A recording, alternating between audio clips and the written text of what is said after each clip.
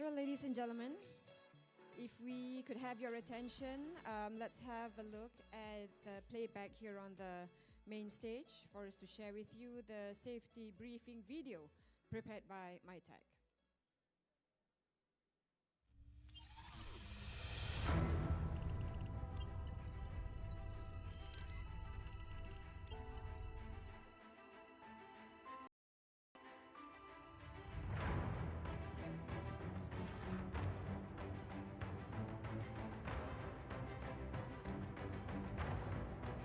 The weather is lovely for a picnic. Don't forget your umbrella, dear. Voice verification complete. Greetings, agent. You are now located at the Malaysia International Trade and Exhibition Centre, or MyTech. Your mission is to follow evacuation protocol in the slight chance of an emergency. We will be walking you through your mission. Let's head towards the ballroom. If you are the first to encounter an emergency, break the glass to activate the alarm. Please only begin evacuation procedure after the PA announcement. It is important not to panic. Just head towards the exit in an orderly fashion. Head towards the loading bay entrance. At the entrance, you will find the assembly point. Wait there for further instructions.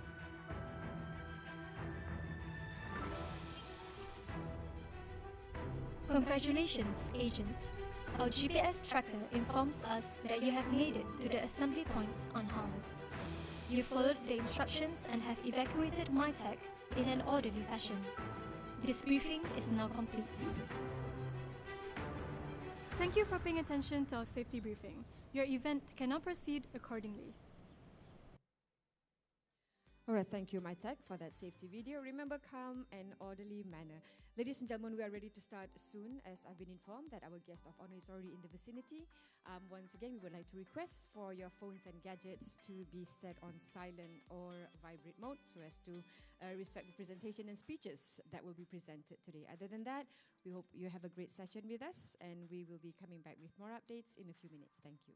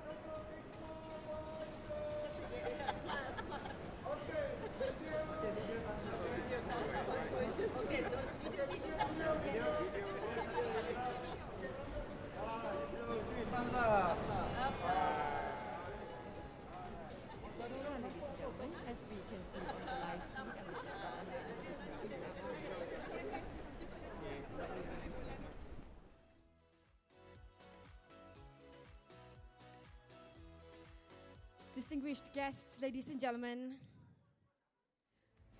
please rise to welcome the arrival of our guest of honor, Yang Berhormat Datuk Seri Dr. Haji Ahmad bin Maslan, Deputy Minister of Works, accompanied by our distinguished guests.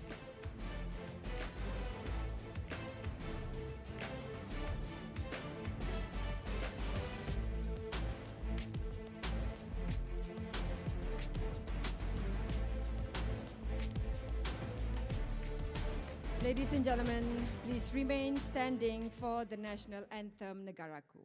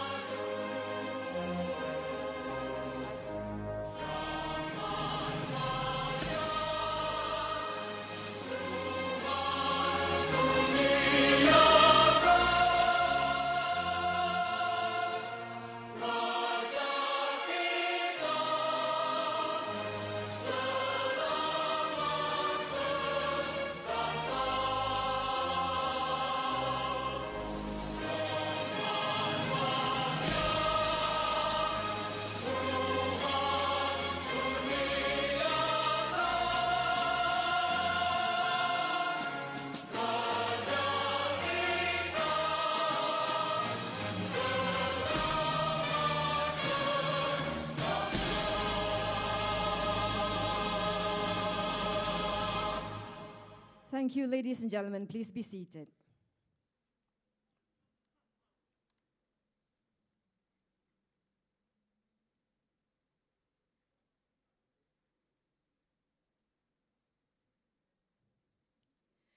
Ladies and gentlemen, to begin our day, let us seek blessings for the success of today's event. And with that, we would like to invite architect interior designer Mumtazah Mustajab to lead the Doa Recitation.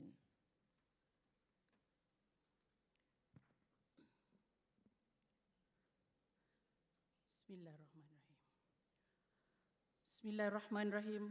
Alhamdulillahi Rabbil Alameen. Wassalatu wassalamu ala Sayyidina Muhammadi wa ala alihi wa ashabihi ajma'in. In the name of Allah, the most gracious, the most merciful. All praise be to Allah, Lord of the worlds. Peace and blessings be upon our beloved Prophet Muhammad, his family and his companions. O Allah, most compassionate, most merciful. On this blessed day, we gather here for the Women Way Forward Conference 2025. We seek your guidance, wisdom, and blessings upon this event. Grant us knowledge that benefits, hearts that are sincere, and a spirit of unity, peace, and harmony among us all. Bless every speaker, every participant, and every organizer here today. O Allah, make this conference a source of inspiration, a step towards greater success, and a path to a brighter, more harmonious and peaceful future for our community, our nation, and the world. Strengthen the bonds between us, ease our affairs, and grant us the courage to contribute meaningfully to global peace, humanity, and the environment. O Allah, grant us goodness in this world, goodness in the hereafter, and protect us from harm.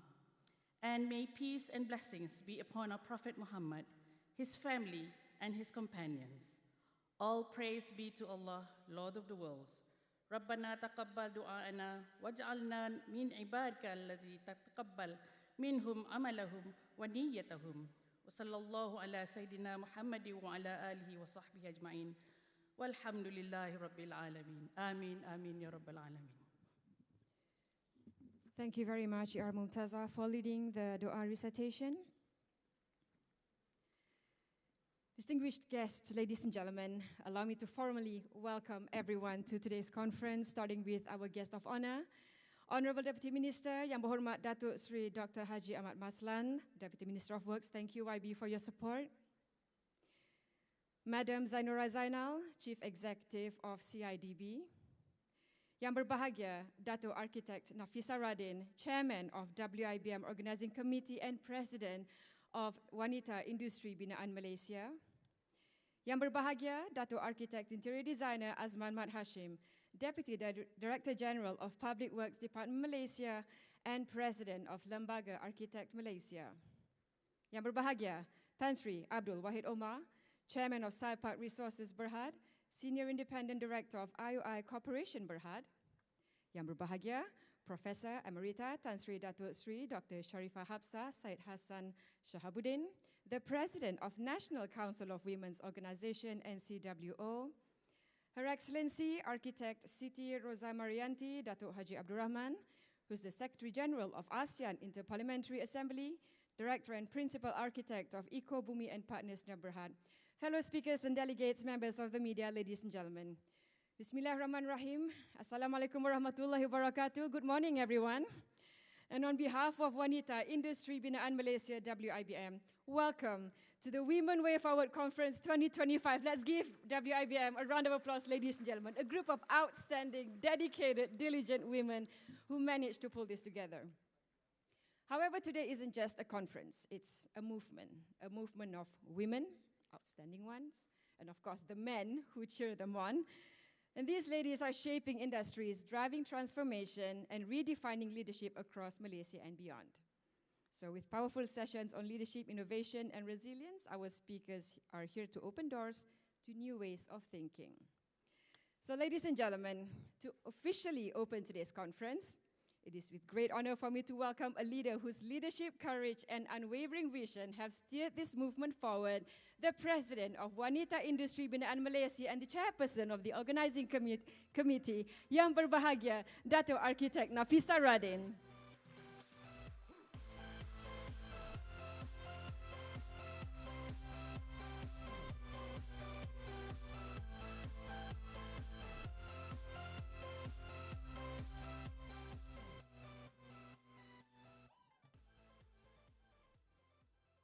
Assalamualaikum warahmatullahi wabarakatuh.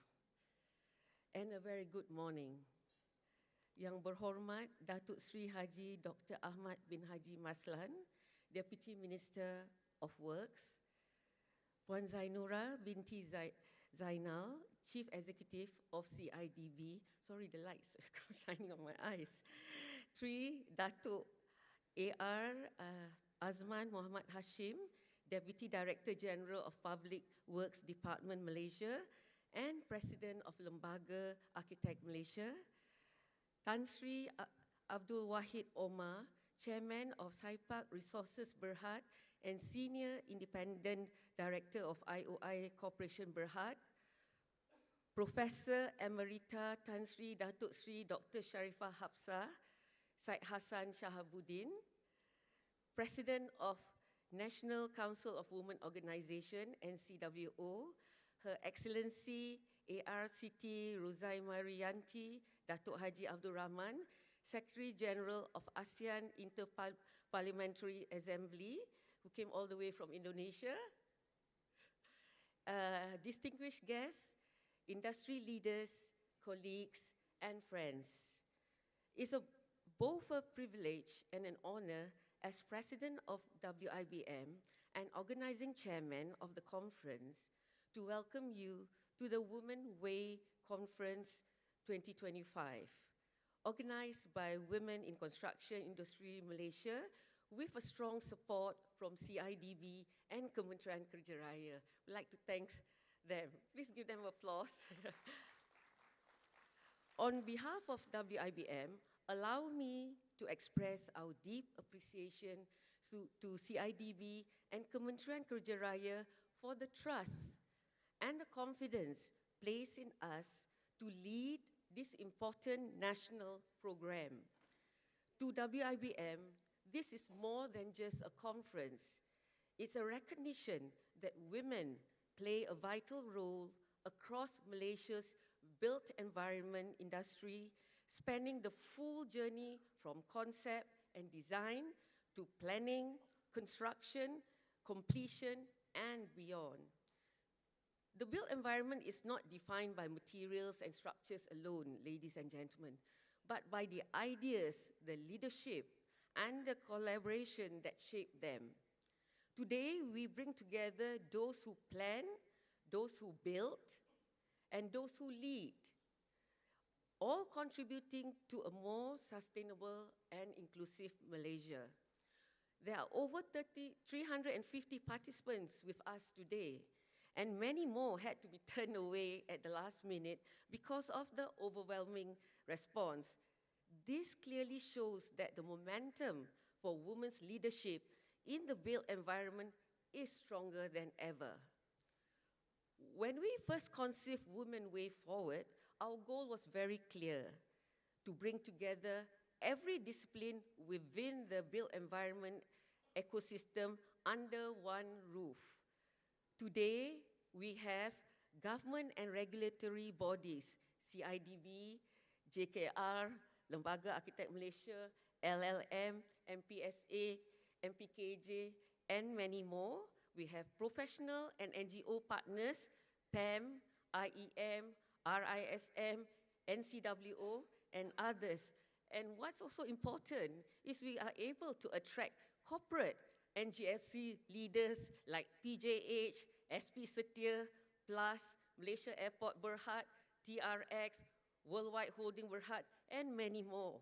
And we also don't forget the allies, experts from business, finance, academia, and policy. This diversity embodies what true progress requires: collaboration, inclusivity, and shared purpose across the entire value chain. Ladies and gentlemen, the Way Forward Conference has been designed as a purposeful journey from global to regional and from policy to practice. We begin with international voices who have shaped peace and leadership across borders. We move to the ASEAN stage, where women architects and leaders are transforming education and the built environment. Then we explore high-power industries like finance, property, and manufacturing, and we conclude with a vibrant forum celebrating innovation, youth, and future leadership.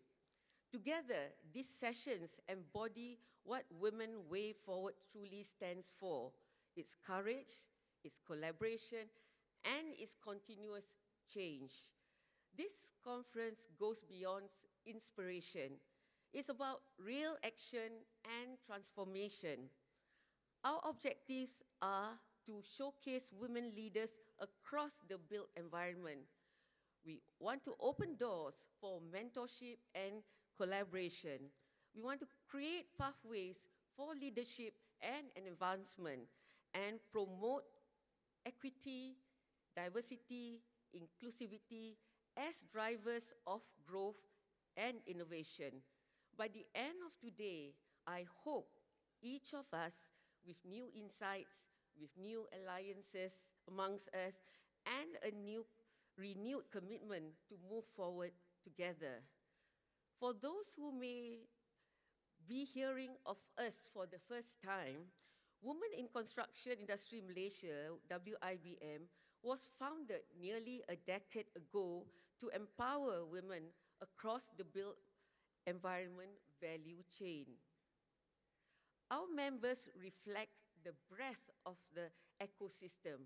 We are architects, we are engineers, we are planners, we are quantity surveyors, we are contractors, we are suppliers, and we are entrepreneurs, as well as lawyers, accountants, corporate advisors who strengthen our industry through legal, financial, and strategic expertise. We advocate, we mentor and collaborate with ministries, agencies, and corporations to ensure women's voices are not only heard, but represented in leadership and policy. After today, we hope more organizations will truly know WIBM, not just by name, but by the impact and the credibility that we bring. The built environment is evolving rapidly with digitalization, with sustainability, and ESG principles reshaping how we plan and build. Yet women still make up less than 20% of the workforce and far fewer in leadership. This is not a matter of ability, ladies and gentlemen, but of access. Inclusivity is not a favor. It's a foundation of progress. When women lead, organizations thrive through diversity of thought, of integrity in decision-making, and collaborative leadership. Today, many of the decision makers who can drive that change are here today. Let us transform the insights we gain today into collective action tomorrow. WIBM is proud to align with CIDB's Construction 4.0 Strategic Plan and the National Construction Policy 2030, ensuring that gender inclusivity in Malaysia's transformation of the built environment sector is embedded in the Malaysia's transformation of the built environment sectors. My apologies.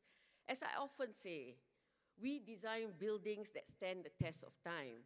Now, let us design an industry that stands the test of inclusivity. I must also acknowledge our male colleagues who are here, who are our supporters. Many of you have been mentors, partners, and advocates for women's leadership. True inclusion means working side by side, because when women rise, the entire industry rises with them. Ladies and gentlemen, the theme of this year's conference, Shaping Tomorrow, Building Success, captures our purpose beautifully. We are not only shaping structures, we are shaping mindset. We are not only building infrastructure, we are building inclusivity, integrity, and innovation for the next generation. To our partners, sponsors, speakers, and participants, thank you for your commitment and belief in our cause. May today's conversation ignite new partnership, new ideas, and stronger, more inclusive future for women and for Malaysia's built environment. Thank you and welcome once again for the Women Way Forward Conference 2025. Assalamualaikum warahmatullahi wabarakatuh. Thank you very much. Yang berbahagia, Datuk Arkitek Nafisah Radin.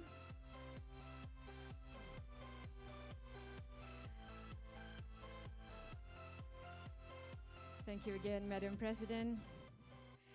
Now, ladies and gentlemen, taking right from what Datuk Nafisah has shared in his speech just now, let's have a look at a special playback showcasing the journey of WIBM. Let's have a look.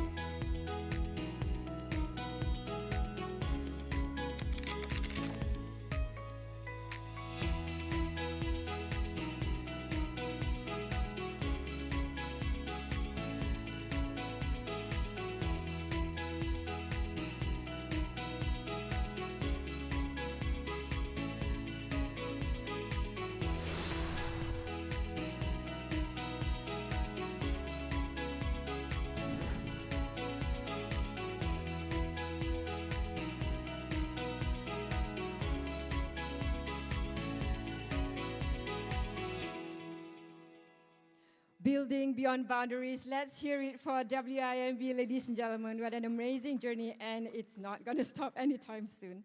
So, ladies and gentlemen, we'll hear next from a visionary leader who has been instrumental in modernizing Malaysia's construction landscape. Please welcome Madam Zainora, Chief Executive of CIDB Malaysia, the main supporter and backbone of this conference, to deliver her keynote address. Madam Zainora.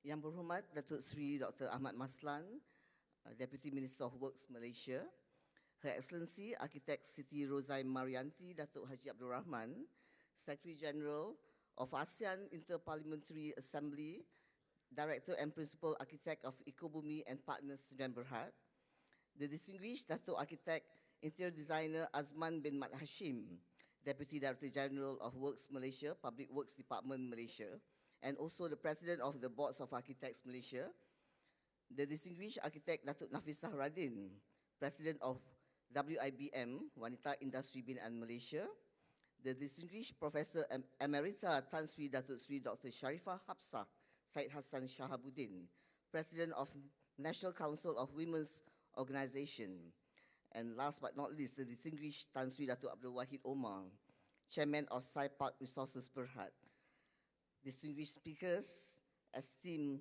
conference participants, ladies and gentlemen. Bismillahirrahmanirrahim. Assalamualaikum warahmatullahi wabarakatuh, and a very good morning to all. It is truly a great honor for me to stand here before so many trailblazers, women and men alike, who are not just imagining the future, but actively building it. I would like to take this opportunity to extend a heartfelt congratulations to Wanita Industri Binaan Malaysia, WIBM, and its partners for taking my challenge, actually, because I was the one that told Dato' Nafisah, the President, we should have this. It's been so long that we have not have a conference, the Women's Conference.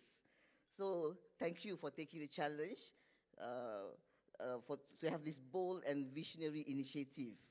CIDB is very proud to stand alongside you, all of you, as a strategic partner, fully committed to amplifying women's leadership in construction, a sector predominantly and long shaped by men, but now,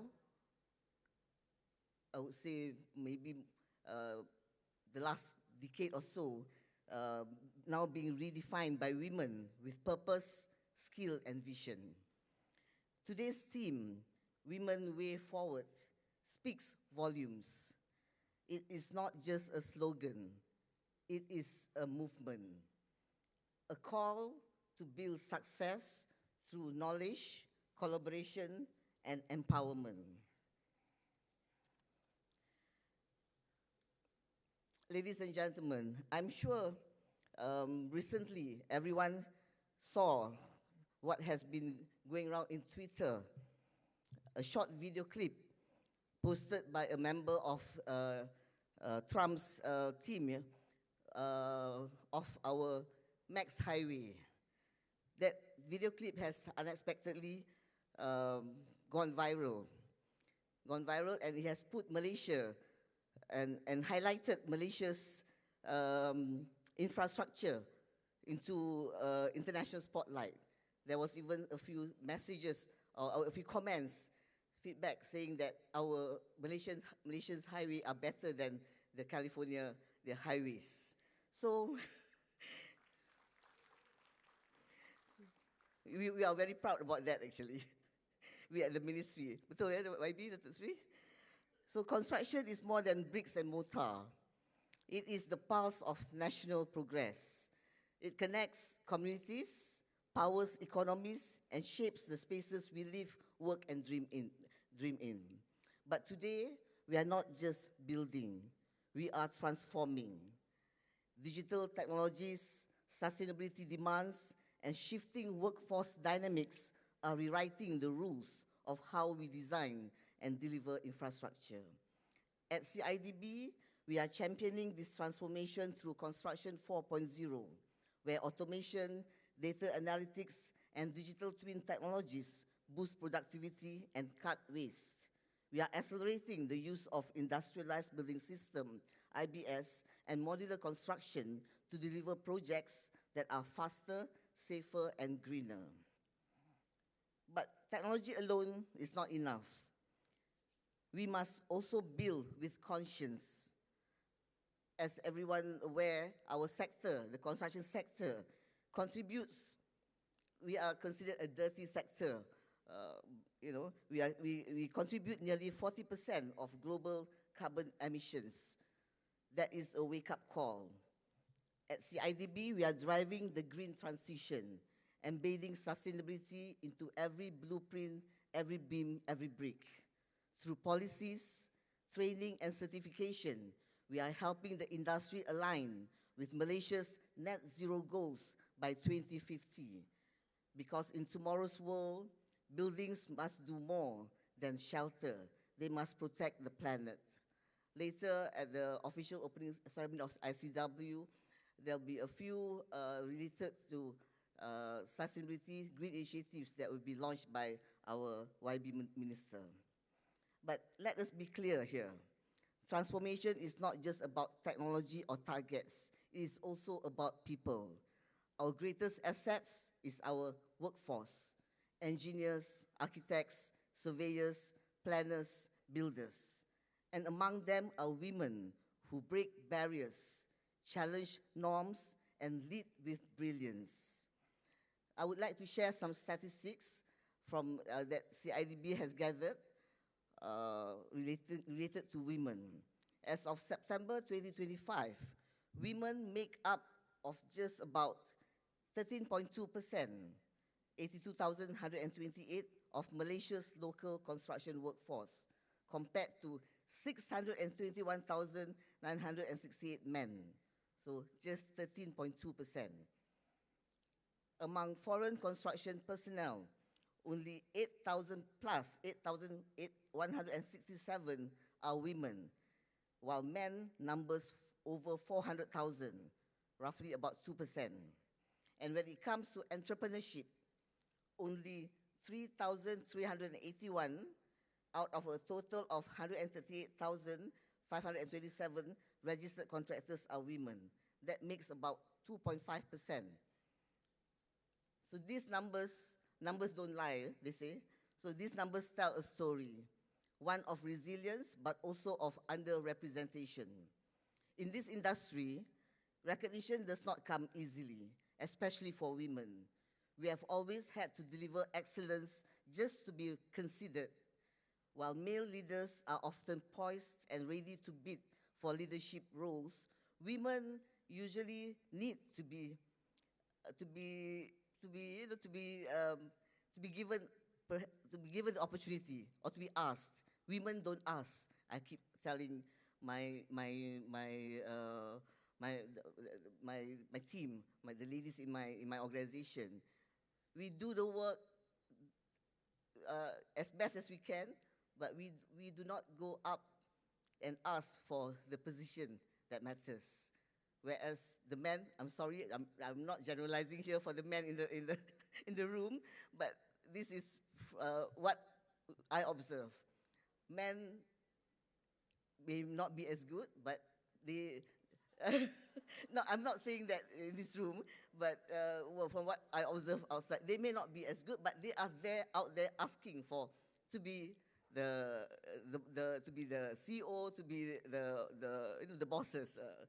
So women, buck up a bit, ask for things that you can deliver or that you're good at. Yeah, ask to be given a position. So that is why I'm deeply grateful to the minister, to the YB minister, Dato Alexander, also to my Deputy Minister, Datuk Sri Ahmad Maslan, from the Ministry of Works, for placing their trust in me to serve as the first woman Chief Executive of CIDB. This year, CIDB turned 30 years. We are celebrating our 30th year anniversary. And after 30 years of CIDB, I'm the first women CEO, after the sixth CEO of CIDB. I'm still waiting for JKR and perhaps LLM to have a women head of agency as well. It's quite lonely up at the top. So the trust given is more than personal. It is symbolic. So I hope this will. I have a few ladies come up to me. They're feeling very excited, excited, and they are pleased that the ceiling has been broken. It reflects a belief that when women are given the opportunity to lead, we rise and also we deliver.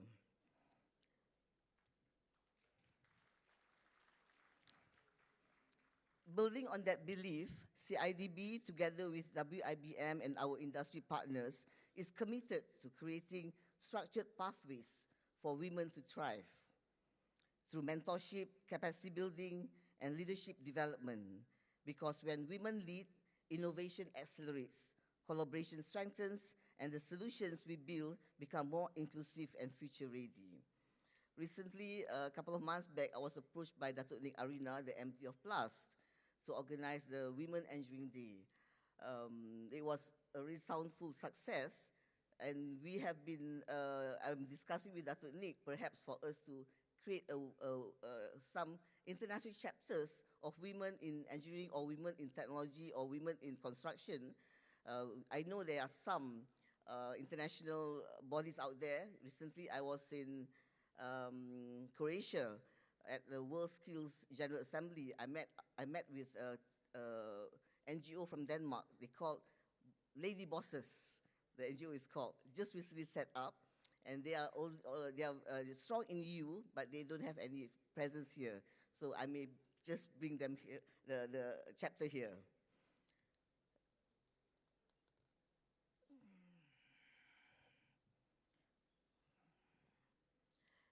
So, ladies and gentlemen, a future-ready construction industry needs more than vision. It needs unity.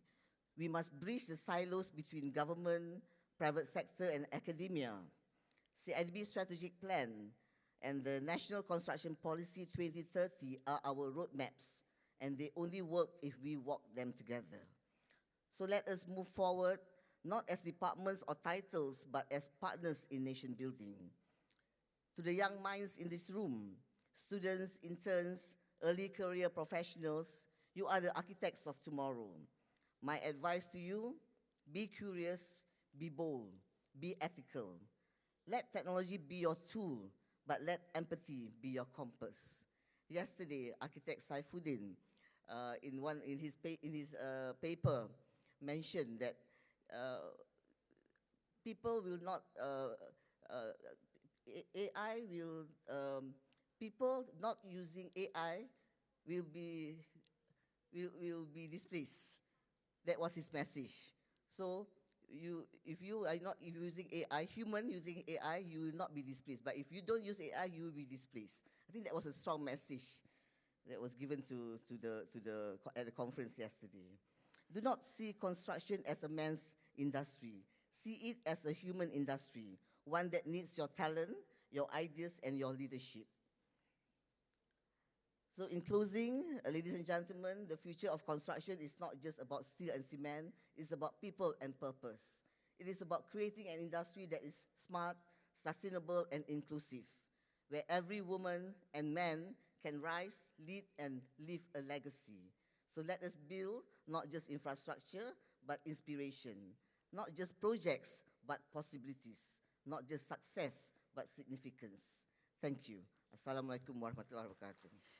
Thank you very much, Madam Zainora Zainal, Chief Executive of CIDB Malaysia. Now, distinguished guests, ladies and gentlemen, I think it's just timely for me to link the powerful words that Madam Zainora has said in her speech, because 2 years ago, maybe approximately 2 years ago, our Deputy Minister, YB, had also said in his speech the two strong traits of women that led them to success are diligence and loyalty. YB has said that in a former women conference before. So, if we combine all these excellent traits together, it's limitless for women.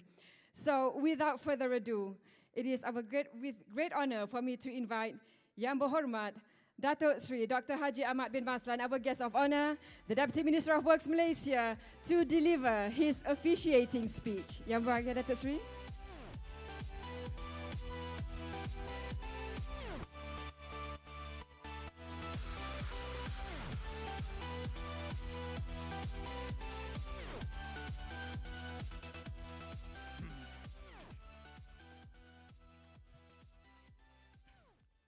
Assalamualaikum warahmatullahi wabarakatuh. Selamat pagi, salam perpaduan, salam Malaysia Madani. Saudari pengacara majlis, Puan Zainora Zainal, Chief Executive of CIDB Malaysia, Datuk Arkitek Nafisah Radin, President of WIBM, Arkitek Siti Rozai Marianti, Datuk Haji Abdul Rahman, Secretary General of ASEAN Interparliamentary Assembly, Datuk Arkitek IDR Azman Hashim, Timbalan Ketua Pengarah JKR, Profesor Emerita Tan Seri Datuk Seri Dr. Sharifah Hapsah, President of National Council of Women's Organization, Tan Seri Abdul Wahid Omar, Mantan Menteri, Monica Indriasari, Director Urban Landscape Designer from Indonesia. Distinguished guests, ladies and gentlemen,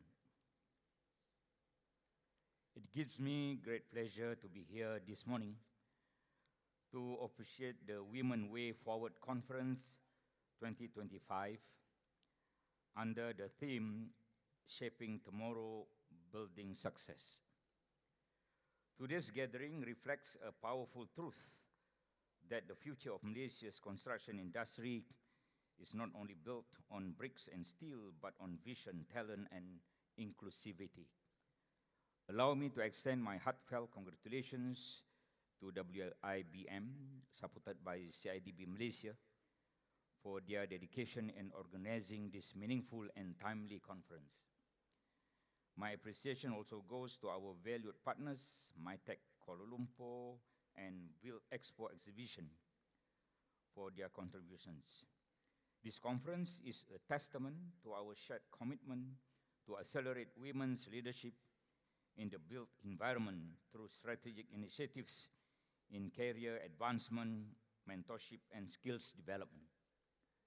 Ladies and gentlemen, in every field, education, health, entrepreneurship, and now in the construction industry, Malaysian women continue to break barriers and redefine leadership. You are engineers, innovators, designers, directors, entrepreneurs, and educators. At the Ministry of Works, we deeply recognize and value the growing contribution of women professionals across the entire construction ecosystem.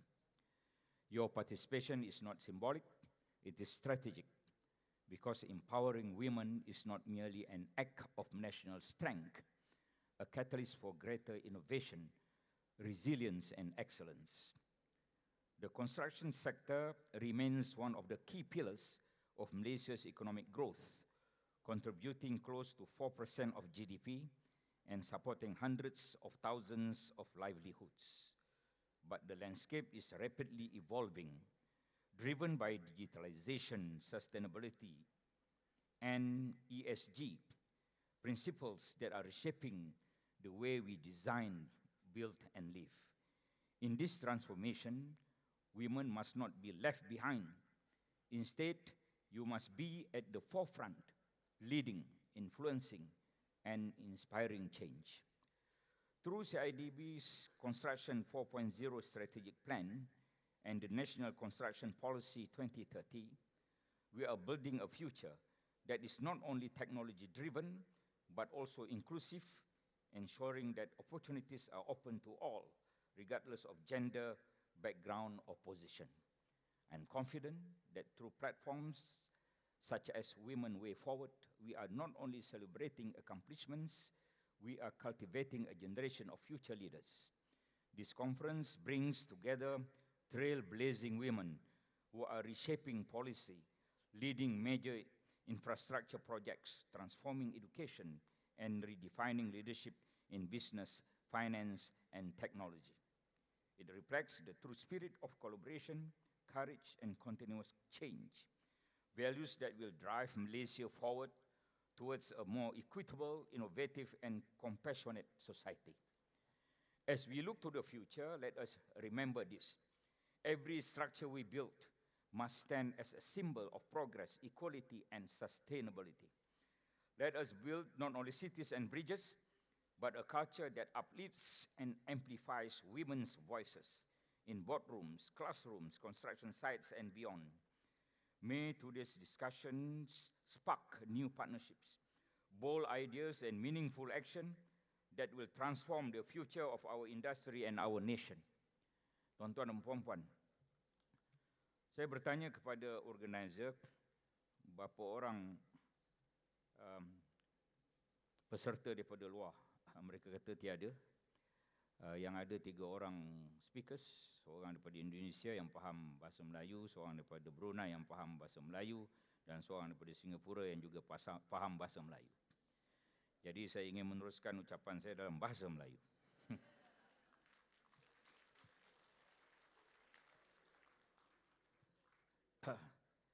Saudara-saudari sekalian, angka yang ada pada saya, di tangan saya pada tahun 2023, jumlah guru di negara kita ini 67.4% adalah wanita, 32.6% lelaki.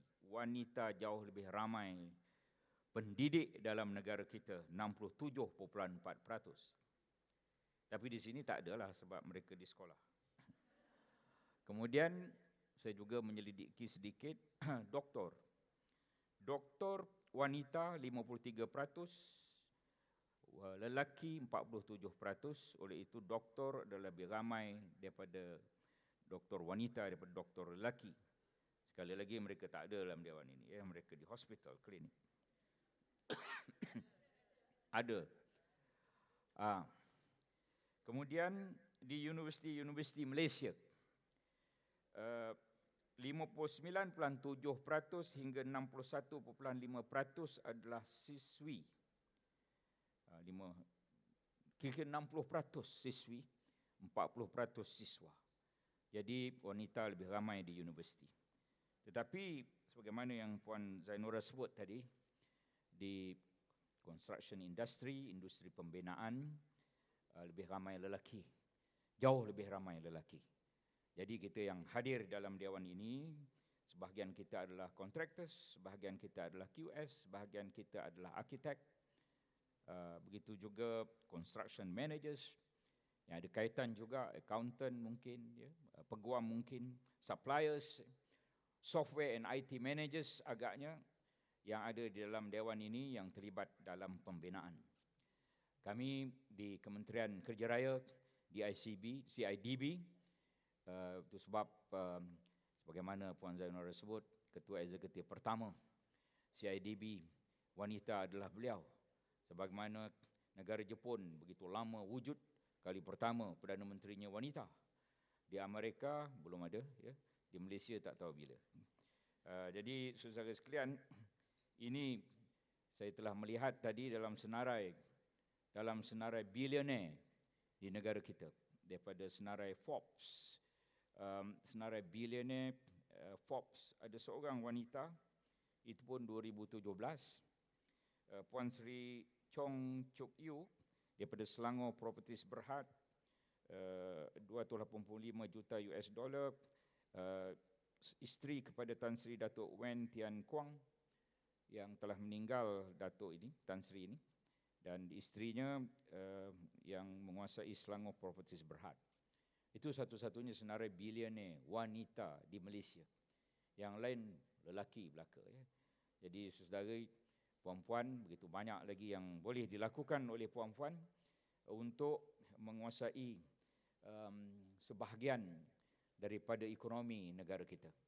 Dan wanita boleh melakukan, dan saya yakin wanita dalam dewan ini adalah antara wanita-wanita yang kehadapan dalam sektor keusahawanan. Tahniahlah kerana hadir dan mencari ilmu lagi pada hari ini. Bagaimana Siti Khadijah binti Khuwailid ada dalam Wikipedia. Ahmad Maslan ada dalam Wikipedia, ya. Saudari boleh lihatlah di situ. Kalau saudari tak masuk lagi dalam Wikipedia, cubalah masukkan diri dalam Wikipedia, kerana nak masuk tu tentu adalah orang somebody baru boleh masuk. Siti Khadijah binti Khuwailid ada dalam Wikipedia. Ketika baginda berumur 40 tahun, baginda meminang Muhammad sallallahu alaihi wasallam yang berumur 25 tahun. Beliau adalah janda kaya, dan dalam Wikipedia yang ditulis tentang Siti Khadijah berbunyi begini, ya. Okey, sebentar. Mana tadi? Okey. Cari sampai jumpa, ya. Khadijah binti Khuwailid was the first wife of Muhammad, born into an aristocratic clan of the Quraysh. She was an affluent merchant in her own right and was known to have a noble personality within her tribe. She employed Muhammad to manage a trade caravan to Syria and, impressed by his skills, subsequently offered him marriage, which he accepted. Itu pembukaan dalam Wikipedia Khadijah binti Khuwailid. Tetapi cerita Khadijah binti Khuwailid dan Muhammad berniaga umur 40-15 ini apabila diceritakan oleh ustaz-ustaz kita dalam kuliah-kuliah agama, wanita boleh melamar lelaki. Itu kesimpulan yang ustaz-ustaz kita ajar. Dan jadilah seperti Muhammad Al-Amin yang amanah melaksanakan perniagaan Siti Khadijah. Sebelum itu rugi perniagaannya, Siti Khadijah pergi kepada orang itu, orang ini, semua rugi. Tapi Muhammad kerana amanah, maka untung. Maka ustaz-ustaz kita pun menyebut bahawa jadilah seperti Muhammad, seorang yang amanah. Apakah kekurangan daripada pengajaran ustaz-ustaz kita itu? Satu kekurangan yang amat besar yang menyebabkan negara kita tidak seperti sepatutnya. Malaysia ini 70.1% bumi putera, 22.6% China, 6.6% India, 0.7% lain-lain. Itu komposisi. Tetapi 22.6% itu menguasai ekonomi. Kerana pendidikan yang diajar oleh ustaz-ustaz kita yang tidak sempurna. Sepatutnya jadilah seperti Khadijah, seorang yang kaya raya. Jadilah seperti Muhammad, seorang usahawan. Jadilah 9 daripada 10 punca kekayaan daripada harta perniagaan, hadis Nabi. Jadilah 9 daripada 10 sahabat Nabi yang dijamin masuk surga adalah usahawan. Tetapi tidak sampai perkara itu pada orang Melayu Islam di Malaysia, lantas kita tidak memilih usahawan sebagai pekerjaan, tetapi makan gaji sebagai pekerjaan. Oleh itu, saudara sekalian, mudah-mudahan kita akan menukar persepsi diri kita sebagai wanita.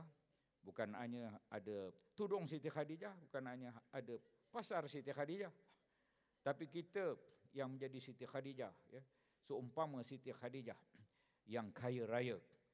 Bukan untuk kita umur 40 melamar 25, bukan, ya. Tetapi untuk kita kaya raya, ya, untuk menjadi usahawan wanita, sebagaimana yang kita harapkan dalam conference ini. Bukan hanya sebagai contractors, suppliers, accountant, lawyers, construction managers, architect, engineers, QS, tetapi kita sebagai usahawan yang pelbagai bidang. Saya pernah menyebut baru ini dalam pertemuan dengan siswa-siswi yang mengambil bidang alam bina, ya, jurutera architect, QS, engineers, mengenai apakah peluang di hadapan kita? Peluang yang pertama ialah pada tahun hadapan 470 bilion apa yang dipanggil sebagai belanjawan 2026, 338 bilion OE itu kita hanya terlibat secara tidak langsung apabila dibayar gaji kepada 1.61 juta penjawat awam, maka kita yang menjual barang dapatlah menjualnya dengan gaji-gaji 338 bilion ringgit OE itu. Tetapi pada tahun hadapan ada DE, Development Expenditure, bukan Operating Expenditure, Development Expenditure, 81 bilion ringgit pada tahun hadapan yang merupakan pembinaan. Bina bangunan, bina jambatan, bina jalan, bina membaiki cerun. Itu antara kerja-kerja di kementerian kita. Dan di seluruh 28 kementerian, 81 bilion development expenditure untuk puan-puan ambil peluang itu. Untuk 5 tahun yang akan datang pada kita yang dalam Dewan ini, lihat dokumen Rancangan Malaysia ke-13. Di situ ada DE, Development Expenditure, 611 bilion. Kita boleh jadi bilioner kalau kita dapat sebahagian 1 bilion daripada 611 bilion itu. Kita boleh jadi bilioner. Daripada 611 bilion Rancangan Malaysia ke-13, 5 tahun, 2026, 2030, 430 bilion DE daripada kerajaan, Development Expenditure daripada kerajaan, 120 bilion DE Development Expenditure daripada GLC, Government Link Companies and Government Link Investment Companies, GLCs and GLICs, 61 bilion PPP, PFI. Itu semua adalah perkara yang pasti, terutama 430 bilion Development Expenditure yang akan dibelanjakan dalam tempoh 5 tahun yang akan datang. Kenapakah usahawan bukan Bumiputera sahaja yang menjadi bilioner? Daripada 50 orang top billionaires in Malaysia, 3 Melayu, 3 India, 1 Siam, 43 Cina. Daripada 50 bilioner itu, nombor 11 Tan Sri Al-Bukhari, ya, Syed Mokhtar, Tan Sri Syed Mokhtar, nombor 11. Nombor 23 Tan Sri Azman Hashim, nombor 26 Tan Sri Syed Azman Syed Ibrahim. 2 daripada Kedah, Syed Mokhtar dan Syed Azman Hashim, daripada negeri mana? Selangor. Saudara sekalian, itu sahaja 3 Bumiputera daripada 50 top billionaires in Malaysia. 3 India, Ananda Krishnan, nombor 6, dah meninggal pun, ya. Dan anak-anaknya, seorang anaknya yang perempuan lah agaknya, sebab seorang lagi anaknya Sami Buddha, ya. Dan siapa lagi? Tan Sri ada 2 lagi India dan 1 orang Siam, Surin namanya. Yang lain semua Cina, tuan-tuan perempuan, kerana mereka yang mengamalkan 9 daripada 10 punca kekayaan daripada harta perniagaan. Mereka yang mengamalkan hadis Nabi itu, bukan orang Islam, orang Melayu Malaysia yang mengamalkan. Mereka yang tahu 9 daripada 10 sahabat Nabi yang dijamin masuk syurga adalah usahawan. Mereka yang tahu cerita itu, orang Melayu, orang Islam macam tidak tahu. Mereka yang tahu bahawa ada jutawan, hartawan, umur 40 tahun, wanita zaman Nabi. Mereka juga tahu bahawa Nabi bukan hanya seorang Nabi, bukan hanya seorang Rasul, bukan hanya seorang pemimpin, bukan hanya seorang panglima perang, bukan hanya seorang guru, ilmuwan, tetapi Nabi juga adalah seorang usahawan. Mereka tahu, tapi orang Melayu Islam tidak tahu tentang perkara itu. Maka saya hari ini memberitahu pada puan-puan agar puan-puan menjadi usahawan, agar puan-puan berjaya dalam kehidupan menjadi bangsa usahawan. Itulah yang ingin saya sampaikan pada hari ini daripada lubuk hati saya. Ya, mudah-mudahan kita semua berubah, bangsa kita akan berubah, dan mudah-mudahan dengan bangsa kita yang berubah itu kita boleh menguasai ekonomi. Saudara boleh menguasai ilmu ini dalam pelbagai bahasa. Bahasa Inggeris tadi saudara-saudari boleh mendalami ilmu perniagaan. Dalam bahasa-bahasa Mandarin misalnya boleh, bahasa Arab boleh, bukan hanya satu bahasa Inggeris. Saudara boleh menggunakan pelbagai bahasa untuk mencari ilmu perniagaan, asalkan kita kaya, tak kiralah bahasa apa pun. Ya. Yang penting kita dapat hasil apa yang ingin kita laksanakan itu. Saya mencari sesuatu, tak lain dan tak bukan pantun. Ya. Kadang-kadang orang hanya melihat ahli politik ini hitam putih, politician biasa. Saya politician yang agak lain sedikit, ahli politik yang suka berpantun, ahli politik yang suka memasak nasi goreng Ahmad Maslan atau ringkasannya ngam. Nasi goreng Ahmad Maslan atau ringkasannya ngam, NGAM, nasi goreng Ahmad Maslan. Sebab saya tak main golf, ya. Saya tak main golf, saya tak ada motor besar, saya tak ada kereta antik. Saya hanya ada masa kosong masak nasi goreng. Ini dia. Tinta bukan sebarang tinta. Tinta tulisan merakam jasa. Wanita bukan sebarang wanita. Wanita usahawan luar biasa. Bertukar waktu malam ke siang. Hilang duka berputik cinta. Wanita itu bonda tersayang. Tanpa mereka tiadalah kita. Mengejar waktu kota dan desa, hilang penat letih dibuang. Wanita itu luar biasa, kerja semangat, setia berjuang. Terima kasih.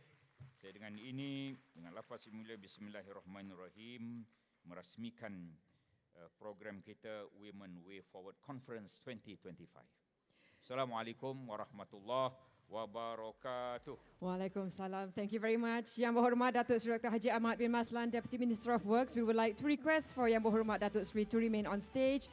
And joining him, ladies and gentlemen, we would like to invite Yang Berbahagia, Dato Architect Nafisah Radin and Madam Zainora for us to proceed with the official launch of Women Way Forward Conference 2025. Our dignitaries will now make their way to the launch cube. And this is when we would like your participation as well, as we will do a countdown. And now we would like to invite Yang Berhormat Datuk Seri, AR Dato Nafisah and Madam Zainora to place your palms on the launch cube. Or we would like to invite our dignitaries from the main table, Tan Sri Wahid Omar, Tan Sri Hapsah, Dato Azman, AR Siti Azmiati. We would like to request you also to make your way to the main stage. We are about to witness the exciting launch of Women Way Forward Conference 2025.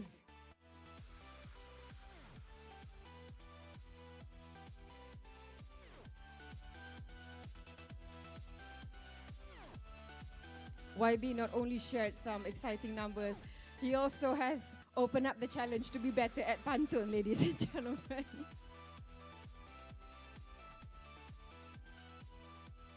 All right, if everyone is ready, we would like to invite YB Datuk Seri and our dignitaries to place their palms on the launch cube. Ladies and gentlemen, let's join me in counting down from 3, 2, and 1.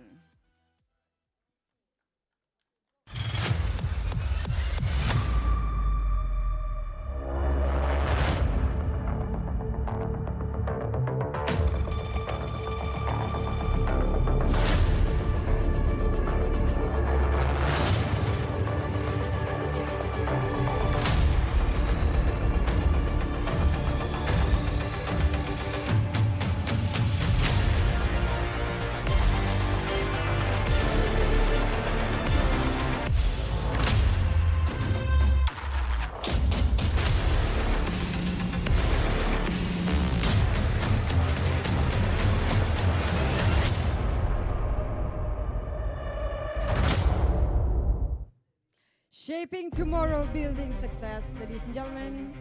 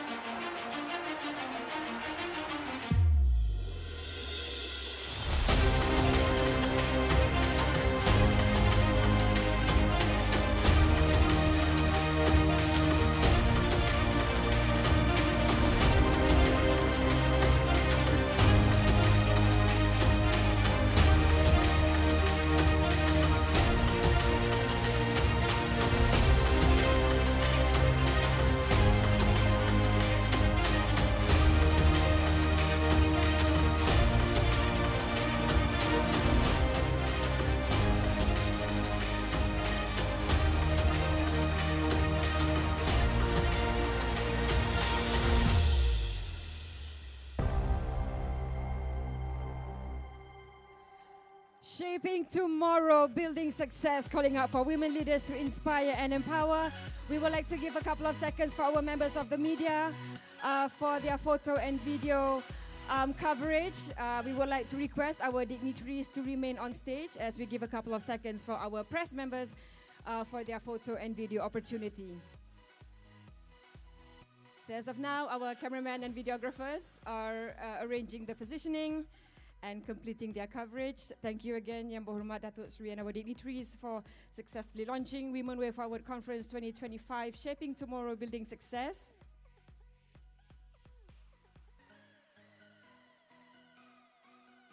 All right, if we're ready for a group photo with Yang Berhormat Datuk Seri Dr. Haji Ahmad Maslan, Deputy Minister of Works, and our esteemed dignitaries joining us today at Women Way Forward Conference 2025. We will be hearing from our speakers shortly.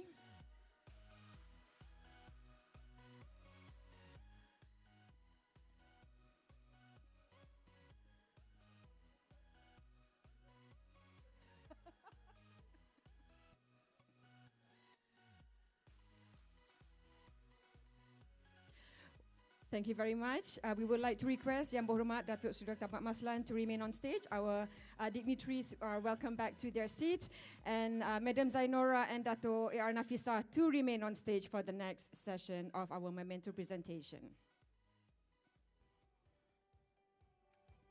Ladies and gentlemen, now a special moment where, as a symbol of a token of appreciation, a presentation of memento from Yang Berbahagia Dato Nafisah Radin to our guest of honor. Terima kasih sekali lagi. Thank you very much, YB Datuk Seri, for always supporting and imparting your wisdom, always motivating women and men.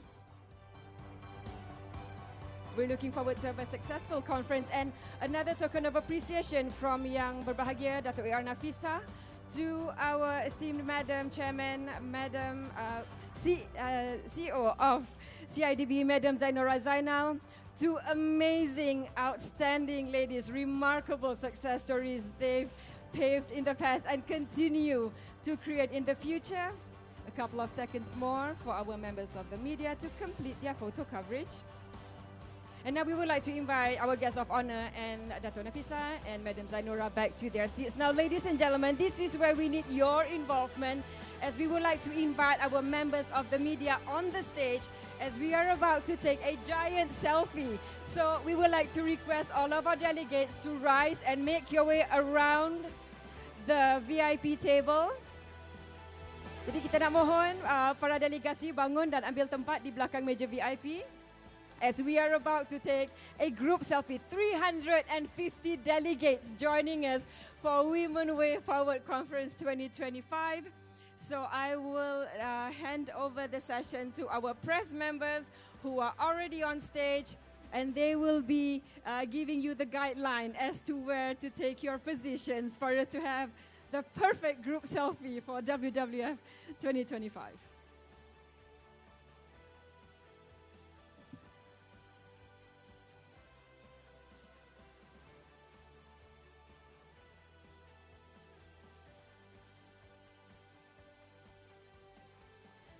We have a lineup of really empowering, exciting topics with esteemed, renowned speakers joining us today for Women Way Forward Conference 2025.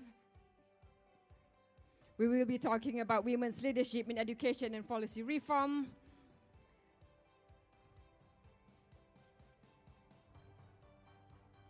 Okay, let's give the cue to our members of the media.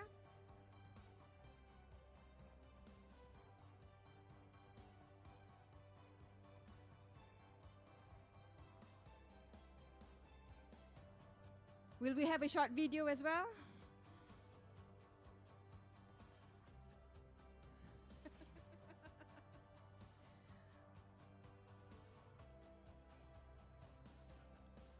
Okay, please stand by for the video.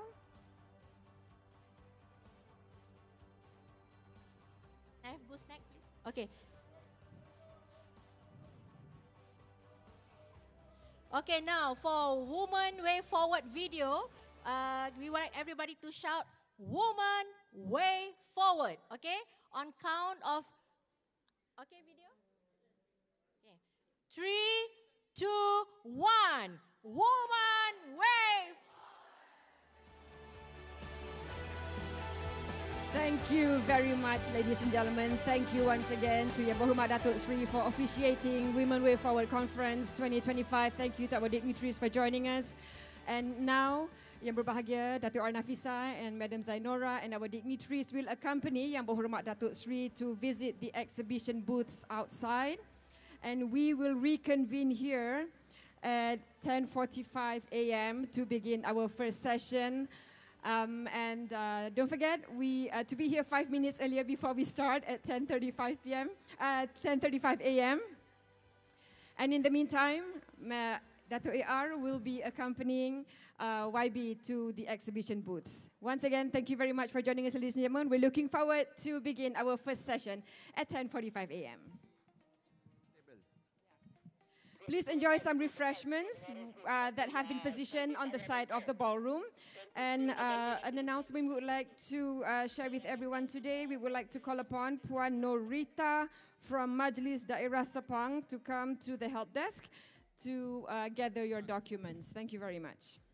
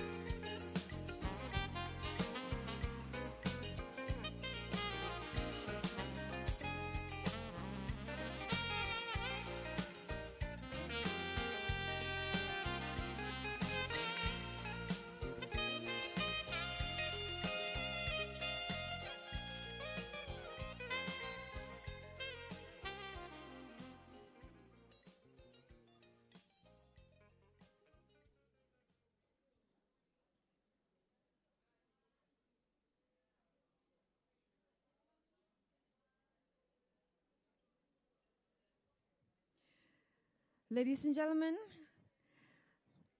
there's an announcement I would like to share with everyone here this morning.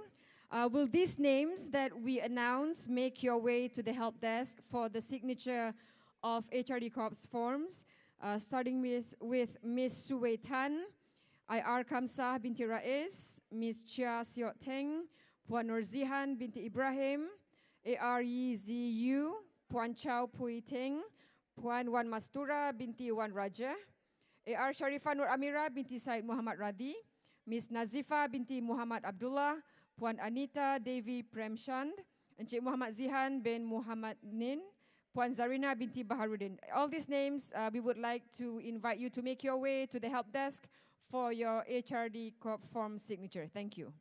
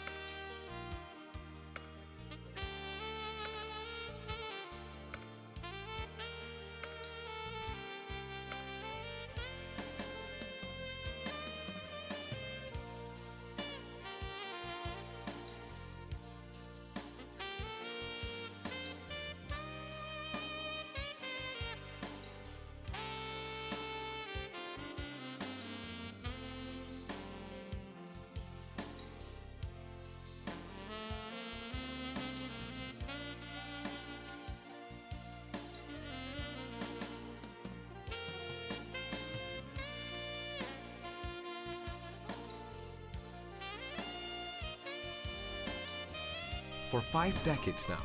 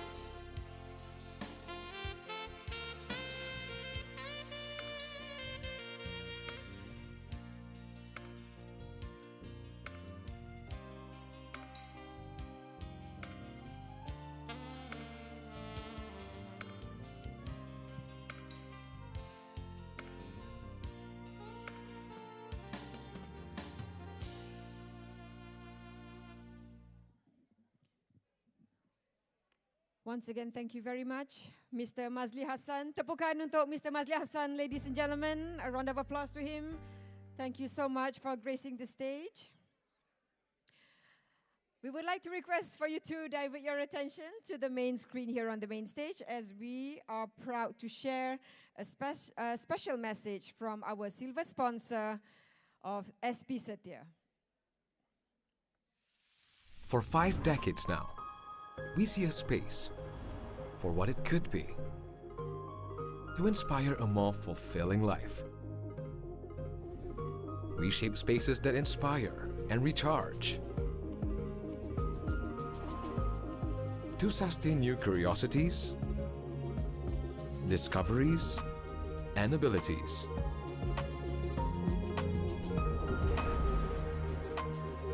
We shape spaces that help you focus, find balance, and reconnect with your inner child. Because a well-designed space inspires a better life, where every facet inspires a new possibility. 50 years on, we'll keep shaping spaces that shape all of us.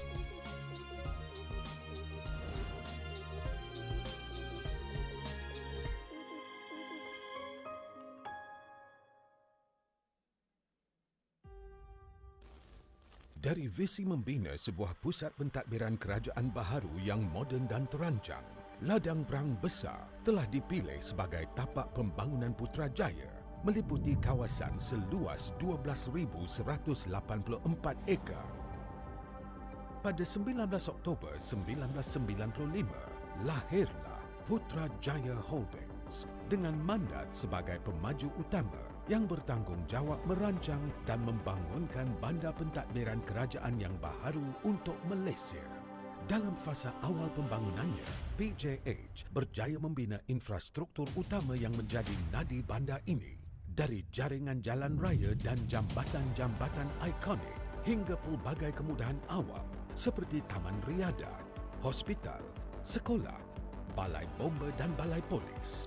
Keutuhan tanggungjawab ini terbukti apabila 77 bangunan pejabat kerajaan diserahkan kepada kerajaan dengan sempurna dan lebih 22,000 unit kuartus kerajaan siap dibina dengan selesa dan berkualiti. Fasa ini turut diperkasa dengan pembangunan 6 loji pendinginan berpusat, gas district cooling, bagi mencipta bandar yang ceria, inklusif dan berdaya huni.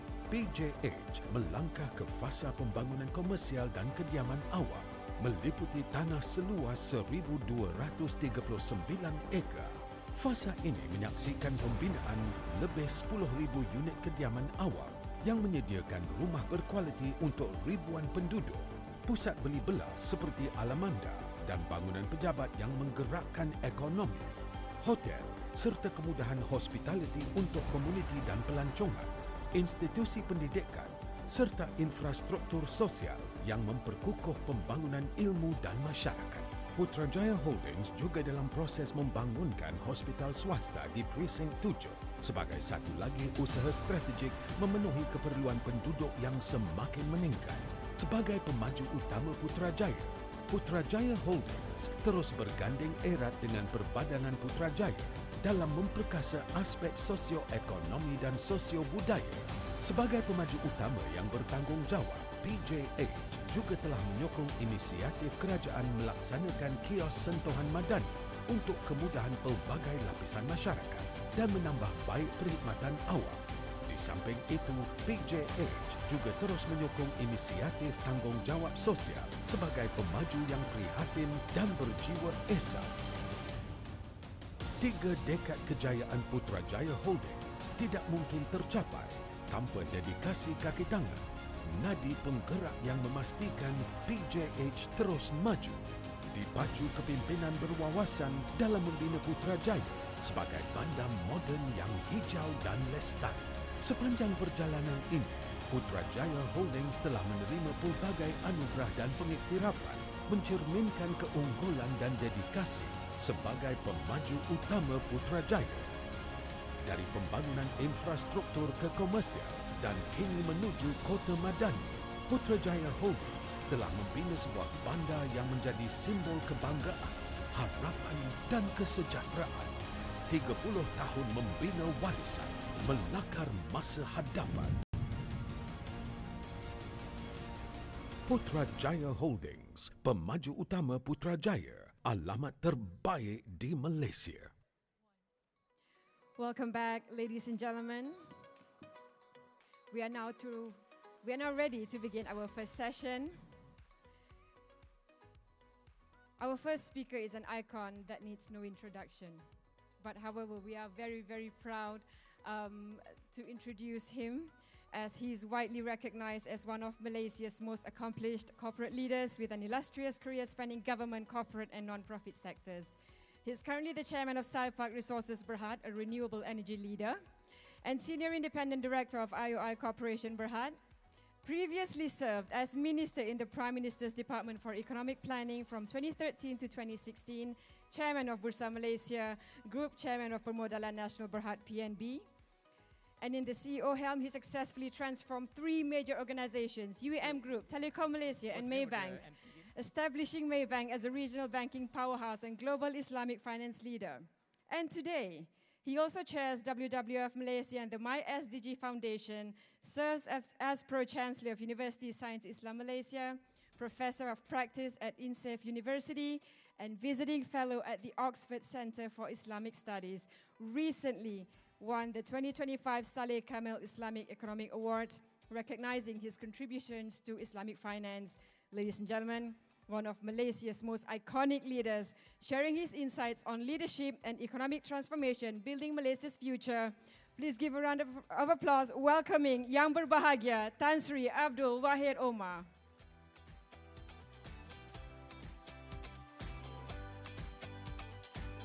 Thank you, Zalha. Bismillahirrahmanirrahim. Assalamualaikum warahmatullahi wabarakatuh. And a very good morning, everyone.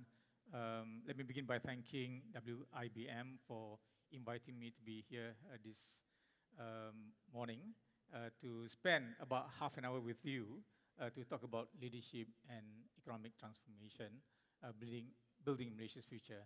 Now, I must say that under normal circumstances, a man would be intimidated when he's surrounded by so many ladies here. But I guess probably slightly different for me because I'm actually used to being surrounded by women. With my father's passing in January this year, our household of 5 is now made up of my mother, my wife, and my 2 daughters and me. So I'm the minority in my household. And likewise, at Saipak Resources Berhad, we have a lady CEO in Dato Amy Morris. So again, being part of ladies is actually not that unusual for me. So be that as you may, let me share with you the 3 areas which I thought would be relevant for me to cover in this half an hour that I have. If I may have my slide, please.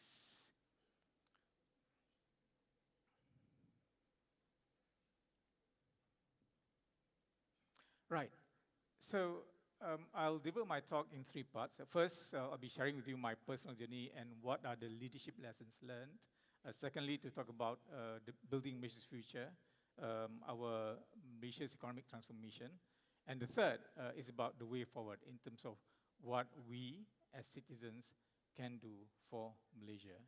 Now, let me begin by my own journey. I must say that I've been very fortunate. I was born as the 9th child in a family of 11 siblings, and we were actually quite poor, but we were fortunate because we had the new economic policy at that point in time, with one of the aims being taking families out of poverty by giving the children good education. So Alhamdulillah, at the age of 13, I was fortunate to be given the opportunity to go into MRSM Seremban. And that means that from the age of 13, I've been an anak mara, and thereafter given scholarship to do A-levels and later ACCA in the UK. Now, this is a photo of me on the day of departure, and indeed, I'm truly grateful to Mara for all the support to me as a person and to family, and I'm not alone. There are thousands others. So in case you're wondering which one is me, I'm actually the one in the middle. That person in the middle. Well,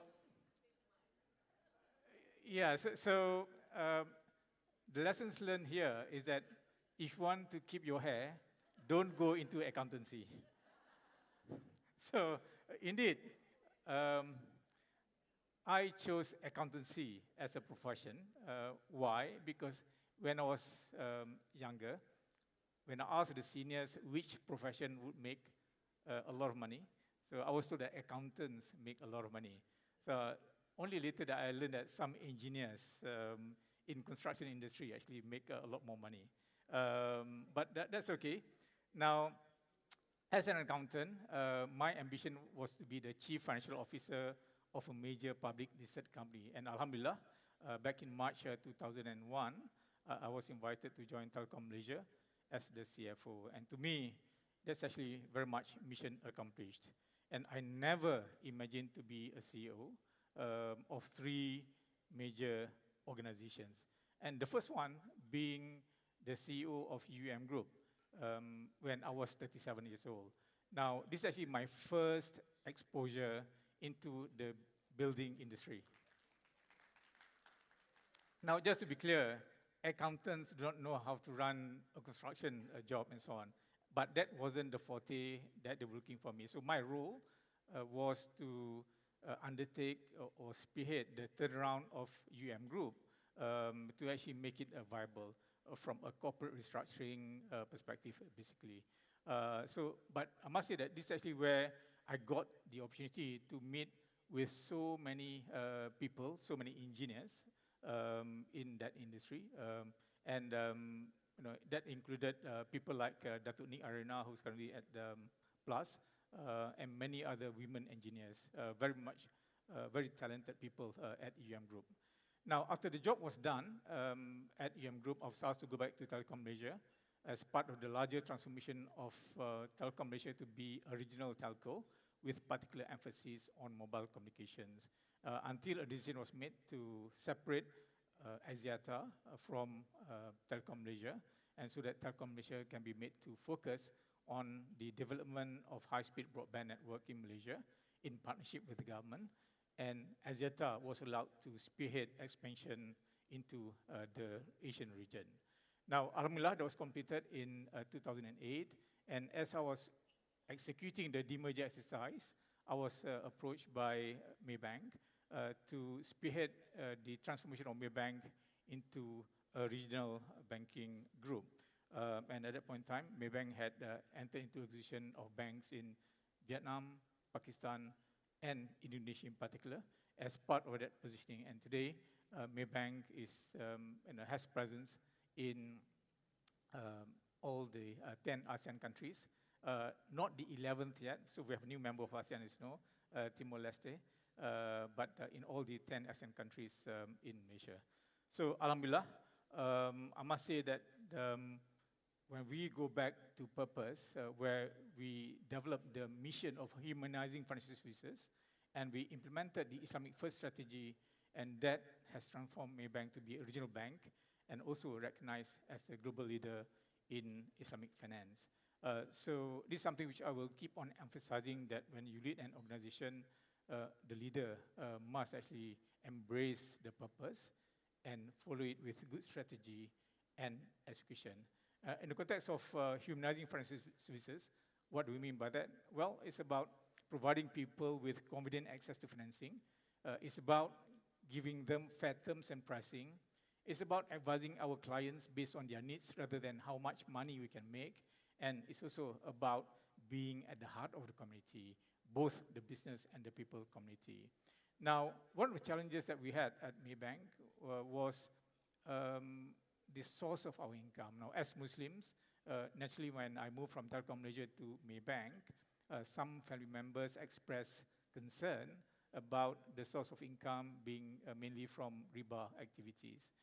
So that's actually when our colleagues and I, we developed this approach of Islamic First strategy, our mission then was that, what if we can promote Islamic banking such that one day Islamic banking or Sharia banking will make up the majority of the business in Maybank and later in Malaysia too.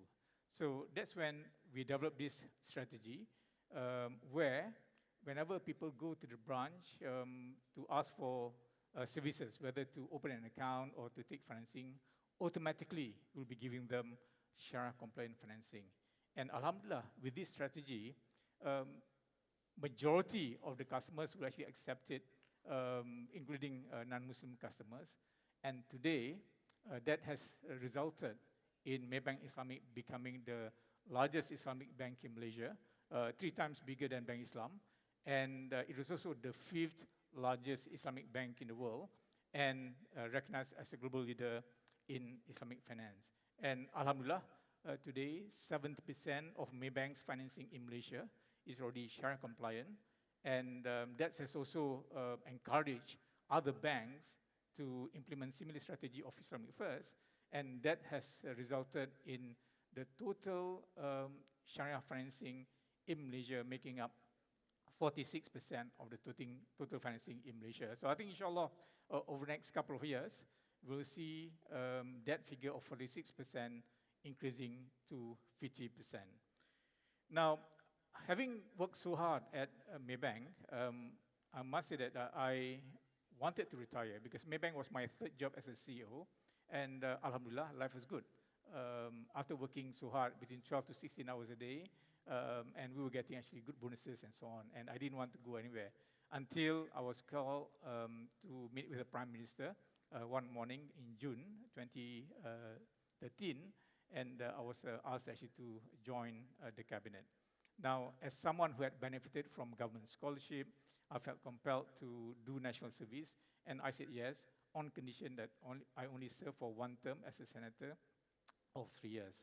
And Alhamdulillah, I was brought into the cabinet as minister in the finance, in the Prime Minister's department in charge of economic planning, and my role in government was to bring private sector's perspective into government and to support government to implement important policies which may not be popular.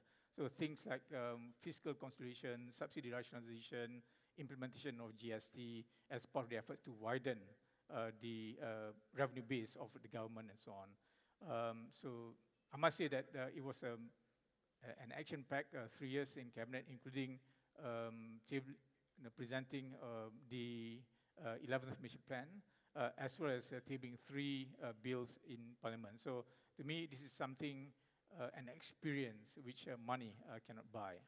Now, upon my completion of 3 years as a senator, I went back to the corporate sector, and I must say I was privileged to be appointed as the group chairman of PNB. Now, apart from improving the returns of PNB, so Alhamdulillah, we were able to actually do that. So we generated, among others, 26% return on our strategic companies, which is actually double the return on KLCI at that point in time. So apart from those financial numbers, one important thing that we addressed was the Sharia status of investments in ESB and ASEAN. So at that point in time, although the National Fatwa Committee, Muzakarah Kebangsaan Hal Ehwal Agama Islam, had already issued a fatwa that investment in ESB is actually harus or permissible, there were 2 states that did not recognize that, Selangor and Pulau Pinang. And they felt that the portfolio wasn't good enough to be recognized as harus. So we needed to actually address that immediately. So Alhamdulillah, we refined our portfolio, improved and increased the Sharia component, and later we were able to convince the fatwa committees of Selangor as well as Penang to issue the harus fatwa. So Alhamdulillah, that was actually achieved in 2017. Now, I've just retired from Bursa Malaysia 5 months ago, and it was a privilege to serve Bursa Malaysia for 5 years. Again, I would say that apart from addressing the market challenges, the volatility, and improving the returns, one of the mainstay was to really going back to purpose. And Bursa Malaysia, the stock exchange, as purpose, we are the marketplace where businesses of all shapes and sizes would come to the market to raise capital for them to be able to expand. Now, that means that we just don't deal with the larger companies, but also the medium-sized and the small ones. So that's why we have the main market, the ACE market, as well as the LEAP market to cater for businesses from various sizes. Now, and we also expanded the reach. So there was a time that we wouldn't deal with the potential clients directly, but we will only deal with the investment bankers and the brokers.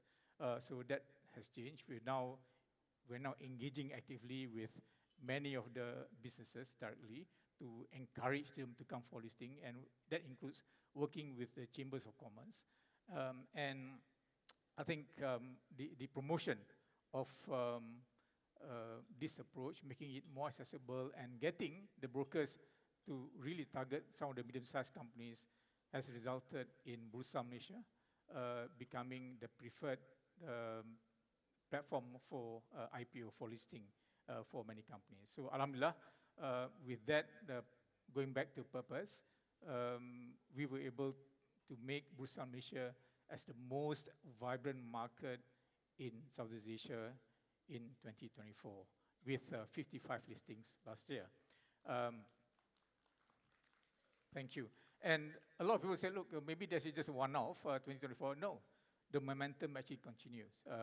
And for year-to-date up to September 2025, we have seen 41 listings already this year, compared to Indonesia, IDX, we have 23, and SGX, we have 9 listings and so on.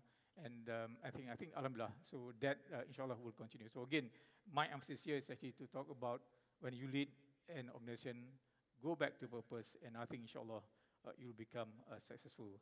And that's indeed one of the 10 lessons learned for me as a leader. There are many lessons learned, but I thought maybe I can summarize it in 10. The first is really important for we as leaders to really go back to purpose. So believe in purpose, do good, inshallah, you'll be successful and you gain barakah, inshallah. Secondly, it is important for all of us to truly embrace the 3 key qualities of being a good and effective leader. There are many, but I tend to focus on the top 3. Integrity, competence, and humility. Integrity, as you know, is about doing the right thing, even when no one is watching. In simple terms, please don't cheat, don't steal, don't lie, don't take bribes, don't give bribes, right? So I think construction industry at one time was notorious with the reputation of bribing people and taking bribes. So I think that should be a thing of the past already. So again, integrity. The second element is competence. Competence is about having the right skills and knowledge to do the job well, and that includes continuous leading, which we'll come back to that a bit later. And the third element is humility. And this is probably the least spoken about. And what do we mean by humility? Well, humility is about treating people with mutual respect. It's about staying grounded to your roots. It's about knowing that we all live in this world for a greater purpose in life, rather than our self-interest. And humility is also knowing that we do not know everything, and we need teamwork in order to succeed. So, if you're competent, you have integrity, and you have humility, and you work hard, I think inshallah you'll be successful. And indeed, and that brings me to the third point here, is about the need to work hard and to work smart. Working smart alone is not enough, because there are so many other people who are smarter than you are. Working hard without proper planning is also useless. So you need to actually combine both of them. And never stop learning. And please, use technology to your advantage. Whether it's big data analytics, and of course today, we have the benefit of AI. So AI, please use it as a tool for you to improve efficiency, for you to gain access to all the information that's available out there, and to synthesize it, and for you to make decision based on all this available information. Now, again, don't take it 100%, but use it smartly, use it substantially as a tool, and that will actually improve your efficiency because, face it, as human being, it's impossible for us to comb through all the information that's available out there. But AI will be able to comb through the thousands and millions of information out there and synthesize it, and for you to be able to actually make the appropriate decision. So please use AI as a tool for you to be efficient and to arrive at a better decision, inshallah. The fourth is about the need to focus on your task at hand to do it well. And I think, inshallah, when you focus on your task, you do it well, you'll be able to be successful, and your reputation will precede you. Number 5 is about the need to keep innovating and to think outside the box, or blue ocean in coming up with solutions. So it doesn't have to be technology per se, it can be your accounting. Don't be overly creative, but I'm referring to actually looking at substance. So for example, there was one time that Maybank had lots of tax credit, and we had to utilize the tax credit by 2013. Otherwise, it would be waived. So what we did was to come up with a dividend reinvestment policy.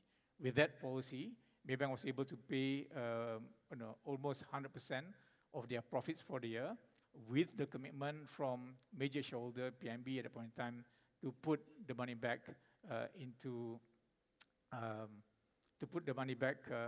sorry, I got distracted because someone says I've got 5 minutes left. I thought I have half an hour. Sorry, I lost my track now.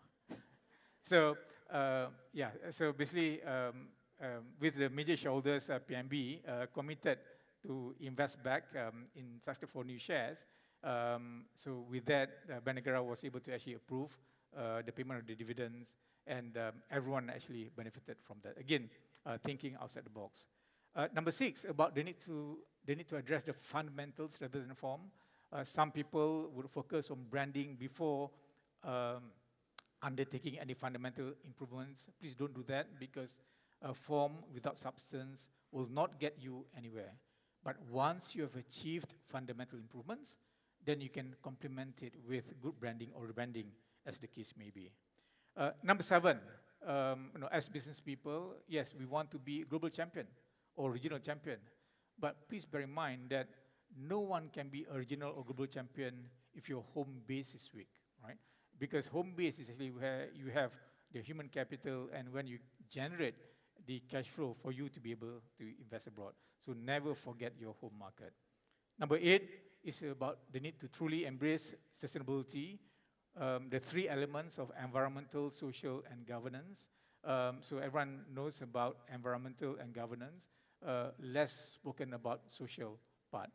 Social equity is about, among others, not undertaking any forced labor and modern slavery for that matter. So that came to light during COVID, when a number of our companies were accused of engaging in modern slavery and forced labor through the debt bondage issue. But alhamdulillah, that has come to light, and I think all these companies are addressing those issues. And the other element is about to truly embrace this concept of DEI, diversity, equity, and inclusion.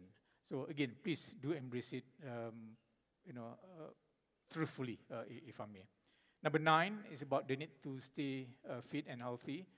It is important for you to look after your health. I've gone through 4 angioplasty procedures, and that's not helpful. Please look after your health. Typically, you're talking about the need to exercise, watch your diet. Diet is not just about the quantity of the food, but the type and the timing of the food. Please, no more late suppers after 11 p.m. and so on. And exercising, keep some time to actually keep fit. And also, make sure that you have the ability to, de-stress yourself, meaning that do things that you like, don't get the work get into you, so to speak. So because if you're not healthy, you're not going to be productive for your organization, and once you've retired, in fact, it can be a liability because medical cost is actually is so high. And the last point is about the need to be grateful, to be helpful, to be kind and pleasant. It doesn't cost you anything to be kind and to be pleasant, to help people. When you are kind and pleasant, you're helpful to people, people will like to actually work with you and they will support you in everything that you want to do. So that's actually the leadership lessons learned. Now, if I may perhaps quickly get into the second part about building the future for our economic transformation. I think for Malaysia and any other countries, from the start, we, Malaysia, we have always wanted to be a country that's prosperous, that's inclusive when no one is left behind, and that's sustainable to the environment, as well as in the way that we manage our finances.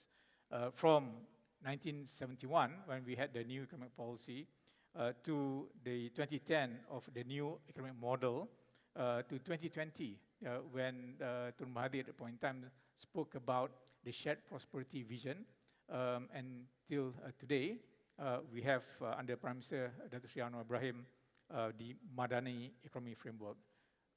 We may call it slightly differently in name, but in substance, it's about promoting the growth in the economy, making Malaysia more prosperous, and making sure that no one's left behind, meaning it's inclusive, and making sure that it's sustainable. So today, in the context of the Madani Economy Framework, we are very clear about wanting to improve our progress for Malaysia to become a leading economy in Asia. And that's what we call to raise the ceiling.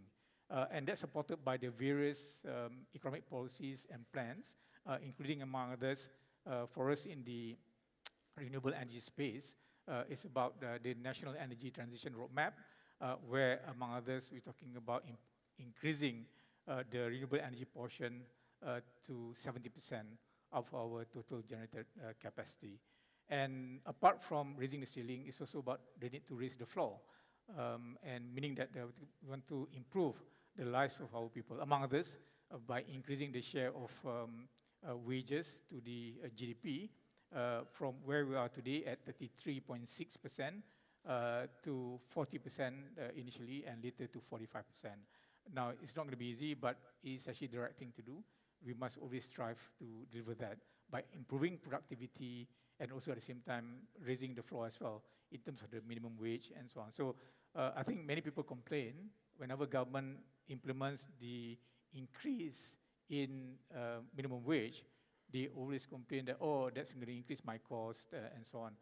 Please don't, because I think it is only fair that you pay our people fairly. So the point here today, my view is actually the wage of the people is still very low. The median wage as of March 2025 of workers in the formal sector in Malaysia, meaning there are 6.8 million workers in the private sector, the median wage is only 3,000 ringgit per month, right? So imagine, unthinkable that half of the workers are actually earning only 3,000 ringgit and below. So I think as employers, please don't be stingy with your people. Actually, do your part to actually increase their wages. Of course, that's subject also to them improving their productivity and so on too. Now, when it comes to raising the ceiling, so one of our targets is actually to be the top 30 largest economy in GDP. So for us to be able to move to number 30, we need to know where we are today. So today, we are number 36, and to move to number 30, so we need to actually outpace the others by some 2% per annum. So this is GDP in nominal terms. Today we have about 2 trillion ringgit in terms of our economy, and that's about 484 billion US dollars. And number 30 today is actually Austria at about 559 billion US dollars. So we need, therefore, to outpace the others. So Thailand last year was number 30. They have dropped to number 31. So therefore, we must also be mindful that people below us, Bangladesh, Pakistan, Denmark, and Colombia, they also aspire to actually move up, right? So they will be working hard to beat us as well. So for that to happen, we need to do what we can to grow the economy and outpace others by 2% per annum. Now, before that, the sequence has changed somehow. Now, when you talk about diversity, equity, and inclusion, I think this was mentioned in some of the earlier speeches, including YB and Puan Zainora's speech earlier, about promoting the increase in women participation in the economy. Now, in the Madani Economy Framework, there is a target of increasing the female labor force participation rate to 60%. Today, we are at about 56.5%. And my view is actually, I don't think we have a problem of reaching that target of 60% by 2033. In fact, I'm not worried about the female gender. I'm more worried about the boys, the male gender. If you look at the university enrollment, based on my numbers that I saw and my meeting with all the public universities in Malaysia, 2/3 of the enrollment are actually women and only 1/3 men, boys, right? And the girls are doing much better in school and in public universities compared to the boys. So I think we need to actually address this issue. Why is it that boys are not doing as well? So I think look at what's the cause and so on, making sure that everyone, every single person, both male and female, will be given equitable opportunity, good access to education, and thereafter good access to the labor force. So again, 60% I don't think is an issue. And likewise, in the corporate sector, one of the things that we monitor, if I may just go back, is the women participation on the board of public listed companies. Now, this is something that the government overall and SC, Bursa Malaysia, and the entire corporate sector have been working on. And we have set a target of 30% minimum among the top 100 public listed companies. Now, I'm pleased to say that as of October, we have already achieved 34.1% participation, right? So, yeah, thank you. You should clap, because that's actually a good achievement. And as I said, I'm not worried, because it will continue. As we have more and more qualified women getting into the workforce, going up the corporate ladder, and willing to say, yes, I want, not being that shy, as what Puan Zara mentioned. So we need to, it will continue. So it will certainly continue. So I'm actually not worried about that. And I think, inshallah, but one of the things which I want to emphasize here is the need to embrace why we're doing this. It's about diversity, means that no one is actually left behind, because diversity is truly a source of strength for any organization. And today, we only have 8 all-male boards. So hopefully, these companies will address it by bringing more women. At the same time, there's actually one company that has an all-female board. And they shouted, oh, we are now embracing diversity, sustainability, we have all-women board. No, that's wrong. As much an all-male board is not desired, an all-female board also is not desired. It's about diversity, right? So again, embrace the substance rather than form, which I thought I would emphasize. So again, for me, I think we're okay. So they keep flashing me now, time's up. Okay. Now, one of the reasons why Malaysia will continue to grow, so we grew by 4.4% in the first half of this year. I think the full year to this year, probably about between 4 to 4.5%, and likewise, next year should be between 4 to 4.5%. For Maybank, they are forecasting 4.2% this year growth and 4.1% next year.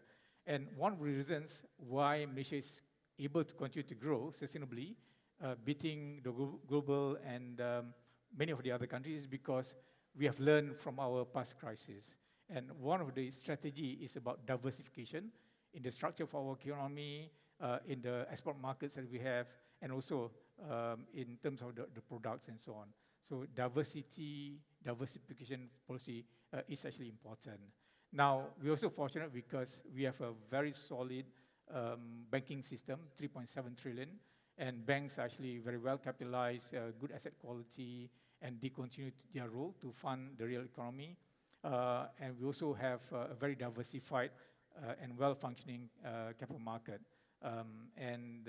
So to the tune of 4 trillion ringgit, made up of equities market, as well as the 2.1 trillion of the fixed income market.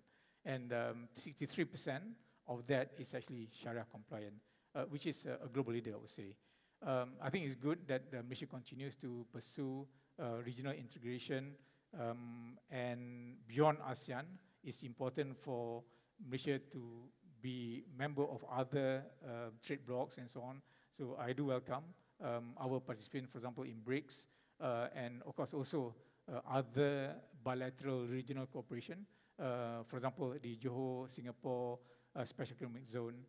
So these are some of the things government is actually pursuing, which should be fully supported. Now, what is it that we should do moving forward? Well, my request to all of us would be to support Malaysia taking a pragmatic approach. So again, maintaining sound fiscal and financial position is very important, making sure that we don't overborrow, ensure that we have continued trade surplus and continued current account surplus. This year, for example, we are expecting about 1.7% of GDP in terms of our current account surplus, and that's important to lower our fiscal deficit eventual target. So next year, the target is actually 3.5%. This year, expected to be 3.8%, and medium-term target will be to 3%. And that's important. Maintain healthy foreign reserves and be financially as independent as possible. Be as resource independent as possible when it comes to water, energy, food, and so on. And the third is about the need to continue with our diversification policy, which is actually important. Now, one of the important things to also support is the government's move to be a net zero greenhouse gas emissions nation by 2050. Today, we, on a net basis, we emit 115.4 million tons of carbon dioxide equivalent. That's on account of 365 of gross emissions. But we are fortunate because we have the forest reserves that act as the carbon sink to absorb, right? When you have that, you're able to sequester as much as 215 million tons of carbon on a net basis. So obviously, we need to address the both the emission side and protect our forest cover. At the personal level, my request to all of us would be to truly embrace sustainability at the personal, organizational, and community level. Please comprehend the issue and to embrace sustainability in whatever we do, to make a personal commitment and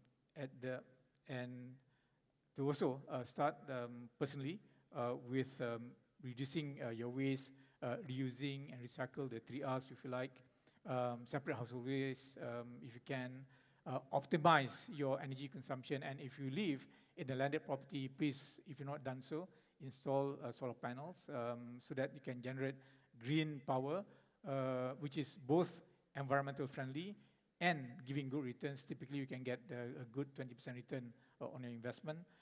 And if you can't use public transport, please consider switching from ICE to EV as they become more and more affordable.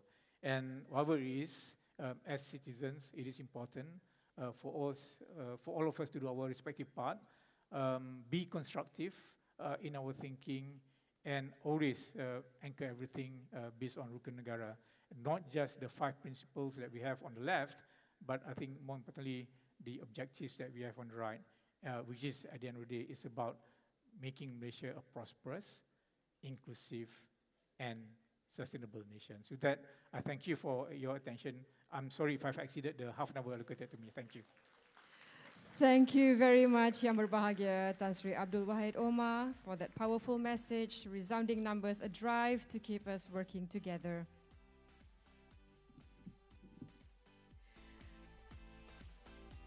Now, distinguished guests, ladies and gentlemen, our next speaker is distinguished academician, policy leader, and a women's advocate. She began her career in medicine and rose to become the first woman vice-chancellor of University Kebangsaan Malaysia, where she transformed the university's global standing. I think you know who this amazing icon is. A president of the National Council of Women's Organization, NCWO, she has championed legal reforms and women's empowerment nationally and internationally. Trusted advisor, WHO, UNESCO, key Malaysian commissions, received multiple national titles, international awards for her contributions to educate, and in her leadership skills and gender equality. Please welcome Yang Berbahagia, Professor Emerita Tan Sri Datuk Sri Dr. Sharifah Hapsah Syed Hasan Shahabudin, delivering her thoughts on women's leadership in education and policy reform, building inclusive futures. Yang Berbahagia Tan Sri. Thank you, distinguished guests. Assalamualaikum warahmatullahi wabarakatuh. Can you hear me? I have a bit of a sore throat, so I had fever, but I told Datuk Nafisah I will still come. Anyway, thank you for inviting me to this conference, and I've been wondering why I have been invited and what do I have in common with women in construction. I thought a lot about it. Finally, I found it. We built. Don't have the lights, please. Do you need the lights? Okay, so today I will reflect on my journey in leadership, and as a hindsight, I will share the lessons I learned so that we can build the way forward for women in leadership. Let me start by saying that women's participation, how do I go backwards? I'll move it myself, okay? Let me start by saying that women's participation in leadership is not a courtesy, not tokenism, nor is it just a question of equality and fairness. It is an imperative. It is vital. It is necessary. I think earlier when Zainora said this, it's well known that women's voices in the corridors of power transform the very culture of decision-making and its outcomes. By the way, this is recycled paper, okay? I wanted to show Tan Sri Wahid, we women are very conscious. Greater involvement of women can deliver better growth, more competitiveness, and greater human development. Many studies have shown. Hence, we must confront stubborn obstacles that are not only holding women back, but hindering development and prosperity. Let me narrate my journey by highlighting the realities of women's lives. Women, professional women like you and me. Young professional women are always juggling and balancing career with care work. And research shows more than 2/3 of care work is undertaken by women compared to men. ILO reports this. Khazanah, who did research in this country, reports the same. The care work is not just domestic chores, but also simultaneously caring for aging parents and young children. So we are called the sandwich generation. First described by Dorothy Miller in 1981. We care for both. Oops. This dual responsibility of navigating the financial, physical, and emotional needs of two generations can be demanding and stressful when we are climbing the career ladder. The responsibility is compounded when there are special needs individuals, such as the OKU, or children with autism, which is on the rise today.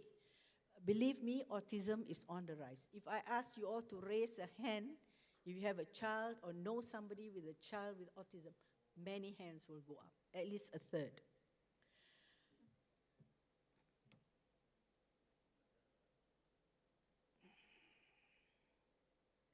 I don't know. Ah, okay. I did not move.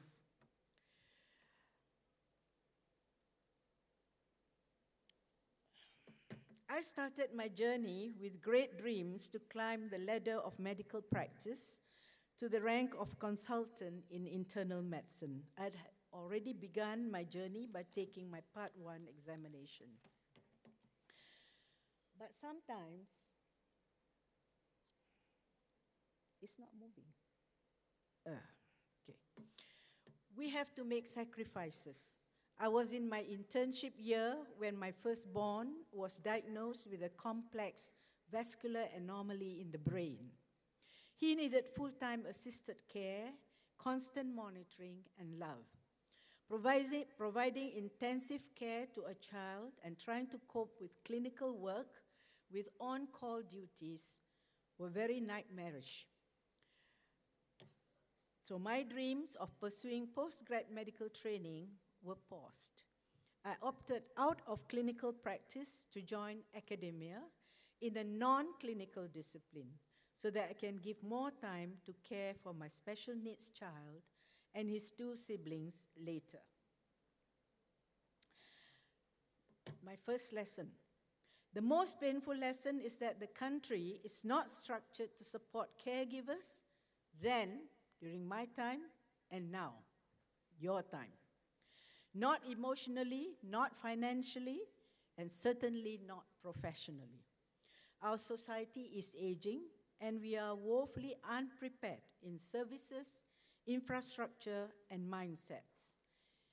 Care is not a personal burden, but a political good, a public good for social justice and basic right for dignity and well-being of people from cradle to grave.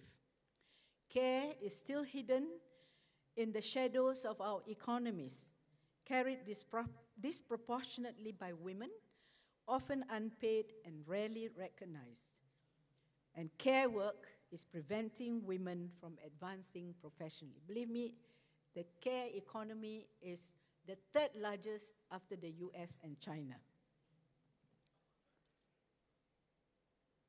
That realization changed me. As president of NCWO, I made it my mission to shine a light on the care economy. We had many forums, we organized conferences, that strong and sustainable wall that supports the ladder for women to climb upwards in their careers. We need to design systems that see care not as a private problem, but as a public infrastructure issue. Care, alhamdulillah, is now visible in RMK 13 and in budget 2026.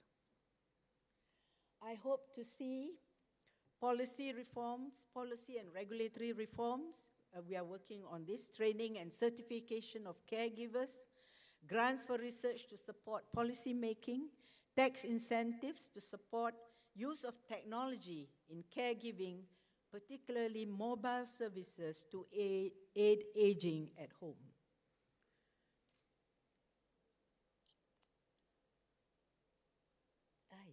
What happened? Oh, I have to point that side, huh? Okay, now I understand.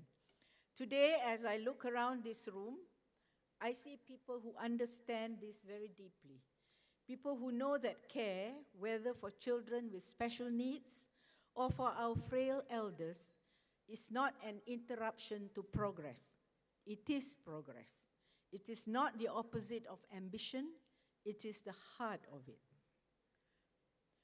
So, I will continue my story.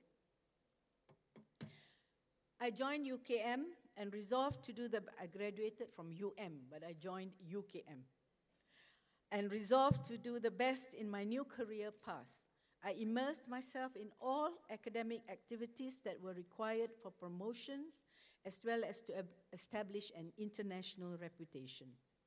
After my son's passing, short of his 5th birthday, I began to pursue postgraduate training, which is a must in academia.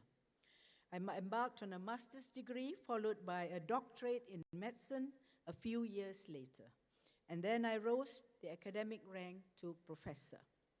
I expanded my interest into medical education, a very new discipline, and quality assurance locally and internationally. So, second lesson, if you aspire to leadership, don't just equip yourself with knowledge, but master it by educating yourself to the highest level. Power derived from knowledge and expertise is the most respected.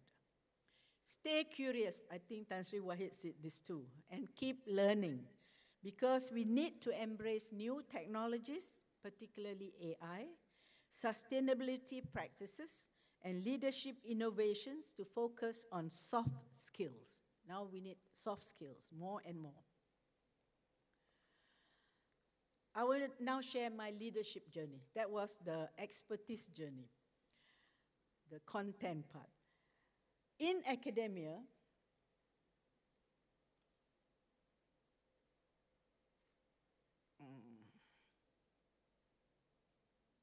why is it? Okay. In academia, the leadership, you can rise from the low unit or head of department all the way up to be vice chancellor or the CEO. I became vice chancellor, but the journey to the top was not without barriers. The first barrier was when my proposal to establish a department, this was still in the Faculty of Medicine, of medical education, and that's my area, my discipline, my expertise, was rejected by the university administration.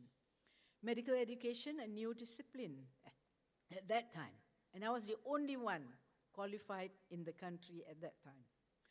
On the other hand, my proposal to develop the Department of Family Medicine was accepted.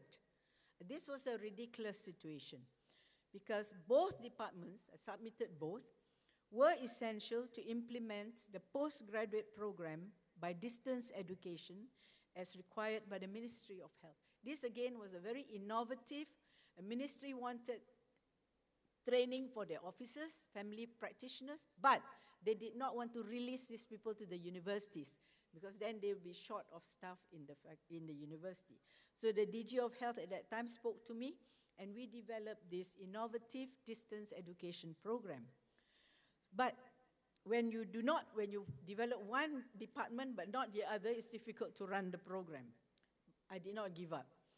When the Minister of Education came to officiate the new program, this was Sulaiman, I informed him of the situation. The next day, the university administration received instruction to establish the Department of Medical Education. Today, all medical schools have a Department of Medical Education. Now, did I do the right thing? This is the lesson. Always follow your moral and ethical convictions with competence, integrity, and clarity of purpose. I'm repeating you, Tan Sri Wahid. Every single day. I think I read his mind too. Integrity doesn't mean avoiding difficult choices. He already defined what it was to you. It means making them for the right reasons. Tough decisions weren't always popular, but were right for the university. And I believe in construction. Let your values guide every blueprint that you draw and every team that you lead. My next step is a good story.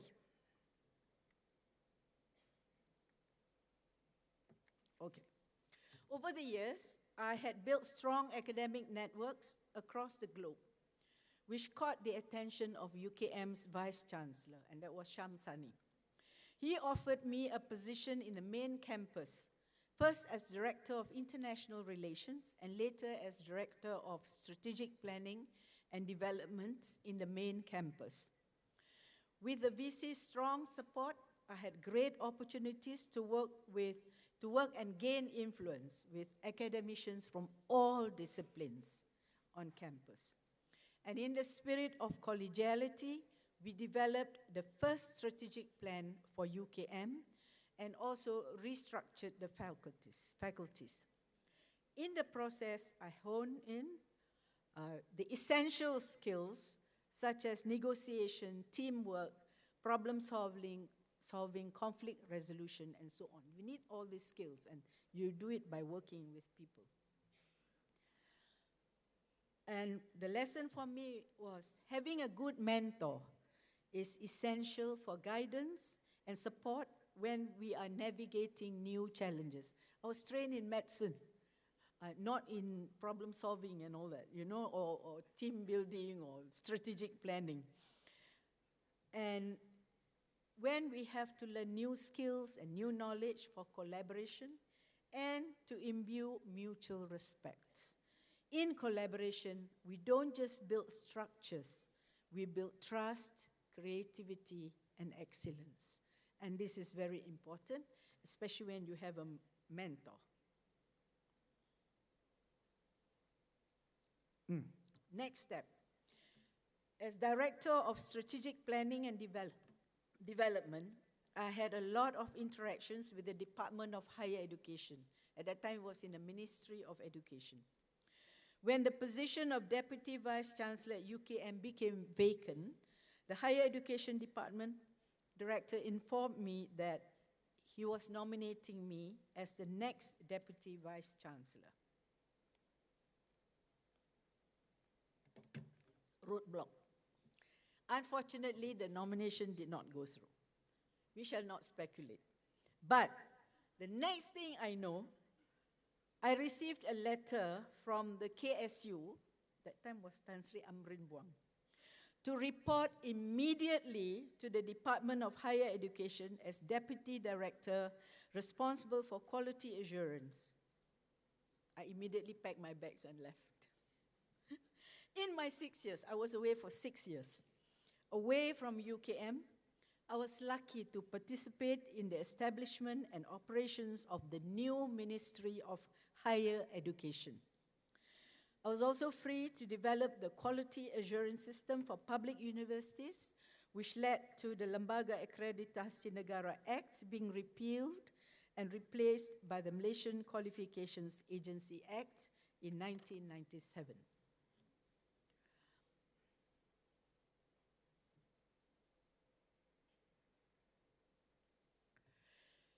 In January 2006, I was appointed as CEO and Chairman of Lembaga Akreditasi Negara before the repeal.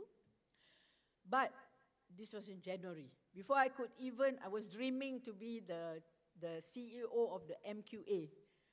But before I could do that, I was once again instructed, this time by the Prime Minister, I think like Tan Sri Wahid, Prime Minister Asim. So two of us had Prime Ministers instructing us. To return to UKM as his first, when I went, it was first female Vice Chancellor. Thank you. I will not tell you all the transformations we did in UKM, okay? You can read my biography. Important, when you have reached a certain level, make sure it's documented. So I made sure somebody shadow me and write the biography. By the time I was ready to leave, we launched the biography. So it's called Nurturing Futures. My lesson. What's the lesson? Why am I having difficulty? It's moving too fast. My lesson is turn barriers into building blocks. Barriers are part of the journey. We should expect them. Take each challenge as a stepping stone, an opportunity to redefine what is possible and to showcase resilience and innovation. Do not be afraid to be a trailblazer. To do the MQA Act was something new. In my case, the development of the Act for quality assurance for all higher education institutions, not just private sector, but include the public as well as the colleges. because you lay the foundation for the next generation. My journey to top leadership was long, circuitous. I joined UKM in 1975. Tan Sri Wahid at 31 was already CEO. I became CEO after 31. 31 years. Women take longer because we have unseen blocks. I believe I made it in the end because of my national visibility. After a while, they just cannot ignore, okay? For this, I must credit NCWO, which provided me a lot of opportunities. I had excellent mentors, such as Tun Fatimah Hashim, Tan Sri Zaleha Ismail, and Dato F.R. Bupalan, and many others who imbued values of service such as ethics, mutual respect, and principles of work for the cause, not self. They gave me many opportunities to build important organizational skills for leadership. Through my assignment as rapporteur at meetings, at conferences, I learned how to make reports, draft resolutions and memoranda, and write letters to authorities. They encouraged me to organize national and regional meetings and to seek resources. Gradually, I became NCWO's voice or representative to dialogues, meetings, and consultations with government and other bodies. I became as visible as the woman's voice and was appointed to national task forces, councils, and commissions. I think Suhakam and EAIC. And also the NITC. I was also appointed by Tun Mahathir. Anyway, Tun Abdullah Badawi even appointed me to a cabinet committee, objected by some cabinet members, but he appointed me to the Cabinet Committee on Gender Equality.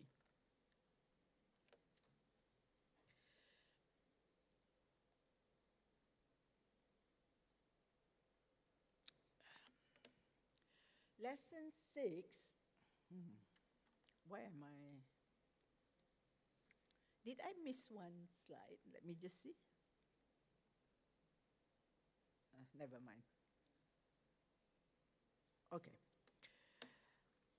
Women must be involved with women networks, for example, NCW. I came to be in NCWO through Persatuan Siswazah Wanita Malaysia.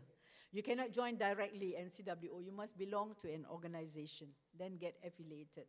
But every organization will send 2 representatives to the EXCO. And I was the EXCO representative for Persatuan Siswazah. Because women organizations can be very powerful as a catalyst for women in leadership, as I showed you. I'll not expound the work NCWO has done for the advancement of women, but I urge all women to nurture solidarity through NGOs like your WIBM, which is also an affiliate of NCWO, so together we become strong, and speak with one strong voice, share information, and be mentors to other women. Let us forever banish the notion that women are each other's worst enemies.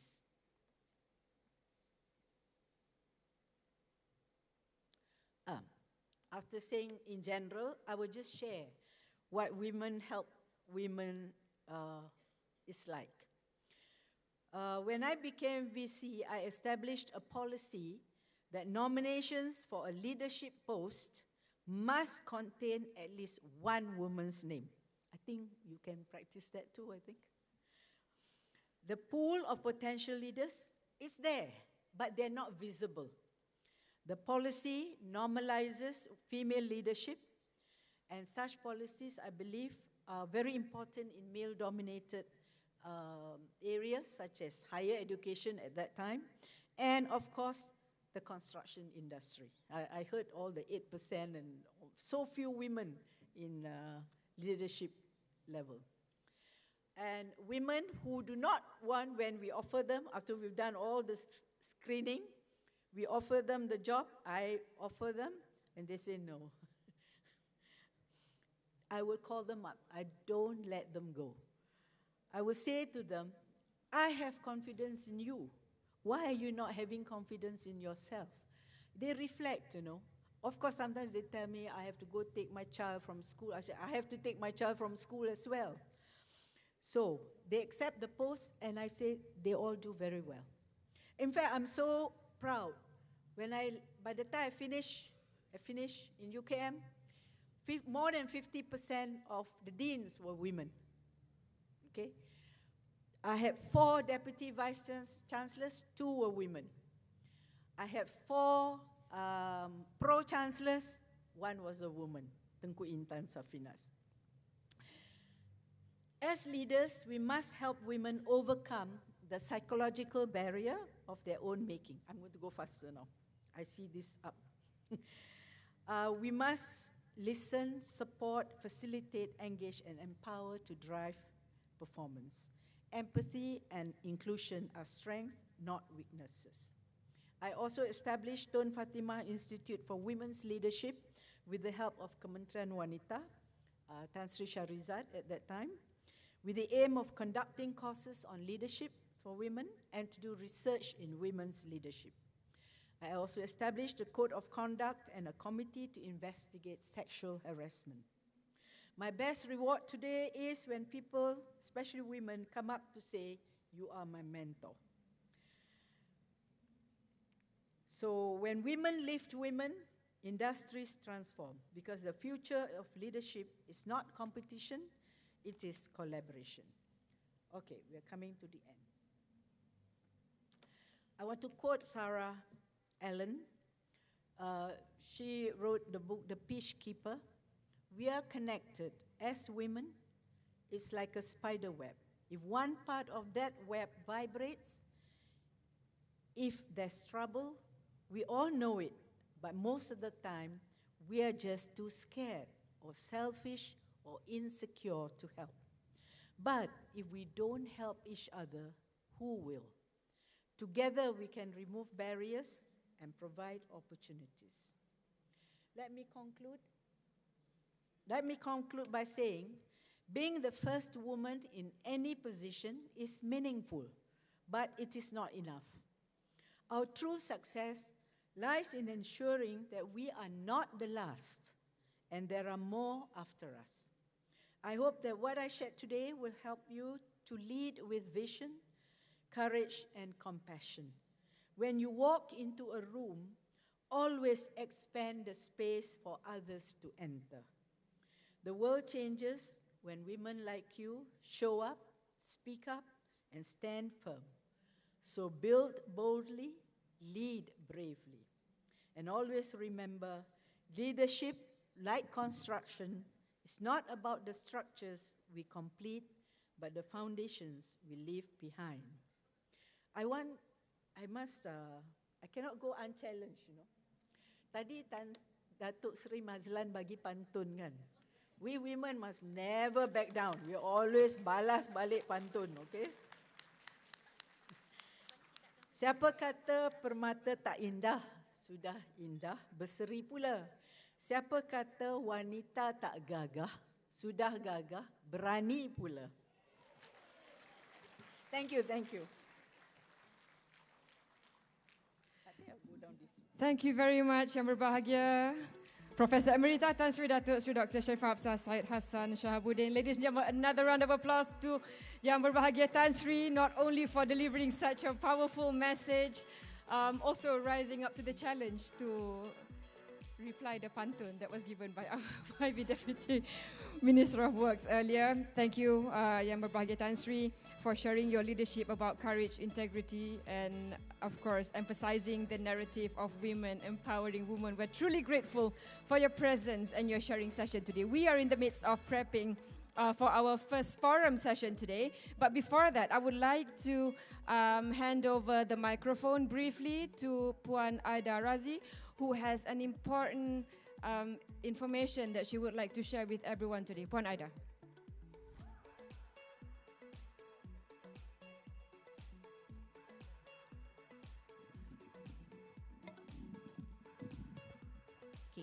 Assalamualaikum warahmatullahi taala wabarakatuh. Saya Aida Razi.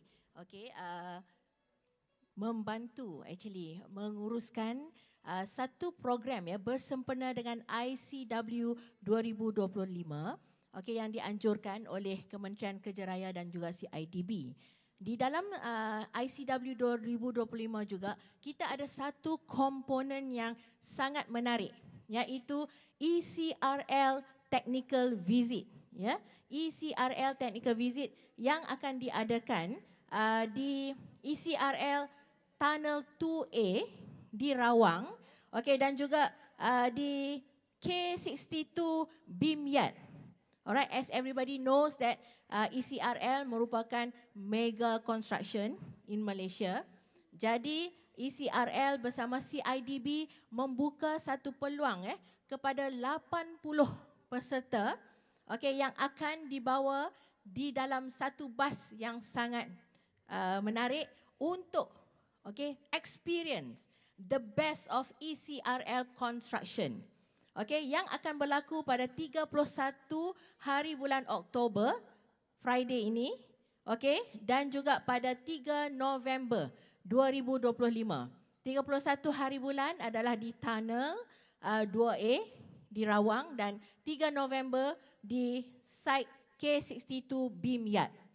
Bagi mereka yang berminat untuk menyertai ECRL site visit, anda boleh mendaftar pendaftaran anda di registration di luar sana semasa waktu makan tengah hari nanti. Jangan lepaskan peluang ini. Back to you.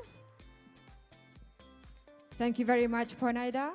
So remember, ladies and gentlemen, if you'd like to be a part of the ECRL link visit, please make your way to the registration hall right outside.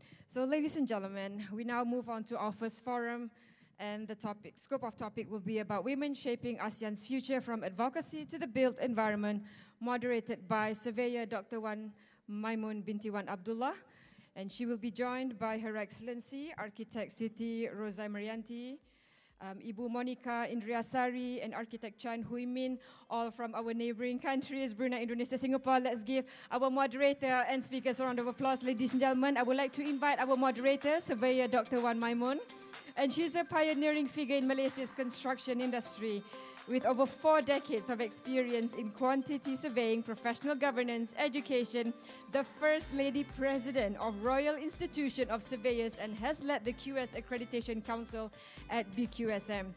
She's a former president of Women in Construction Industry Malaysia. She has championed gender equality and professional excellence. And Dr. Wan Maimun has won numerous accolades. So without further ado, I hand over the session to Surveyor Dr. Wan Maimun to introduce her panelists and moderate the forum.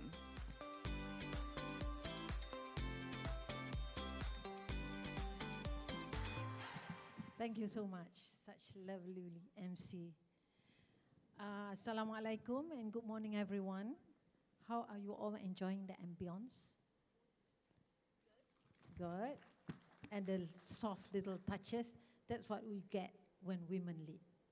So ladies and gentlemen, welcome to the first forum, Women Shaping ASEAN's Future, Advocacy to Built Environment. So this session brings 3 remarkable women who are not only professional, practicing professional, but also policy shapers, innovators, and regional change makers.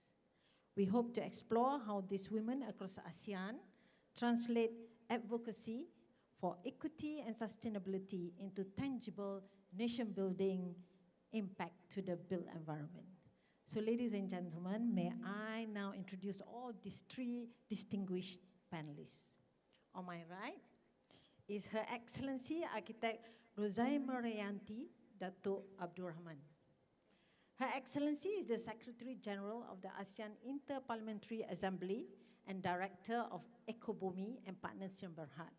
She was appointed by His Majesty Sultan of Brunei as a member of the Legislative Council, and she has held leadership positions including the first woman president of PUJA, Pertubuhan Ukur Jurutera dan Arkitek Brunei, Chair of ASEAN Business Advisory Council, and Chair of IPA's Standing Committee on Women, Parliamentarian and Economics.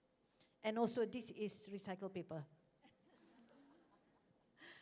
In recognition of her outstanding contribution, she received the Honorary Fellow of CAFIO and the Royal Order of Sahamatri from the King of Cambodia. Her Excellency continues to champion sustainability, women empowerment, and regional collaboration across ASEAN. And we have another panelist, Ibu Monica Indris Driasari. Ibu Monica is currently the Director of Townland's Jakarta office. Townland is an international multidisciplinary consultancy providing professional services in master planning, urban design, architecture, and landscape design throughout Asia, South Pacific Atlantic region, Africa, and Europe. She is certified as a regional and town planning expert and a Greenship Associate of Green Building Council Indonesia. Ibu Monica is highly experienced in various integrated development from large-scale township to smaller mixed complex. And our third panelist is from Singapore, our friend, Singapore. Architect Chan Hui Min is a director and the head of Greenwell Tech at DP Architect in Singapore. In her role, she led the strategic initiative to develop innovative and sustainable solutions, overseeing the Smart Sustainability Unit.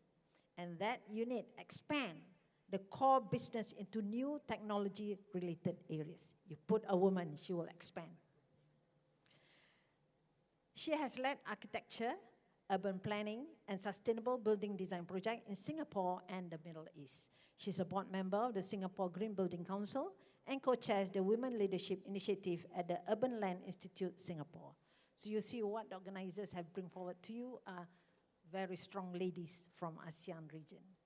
So we'll start the forum with the first segment regarding advocacy to leadership. And of course, this question will be to Her Excellency. Yeah?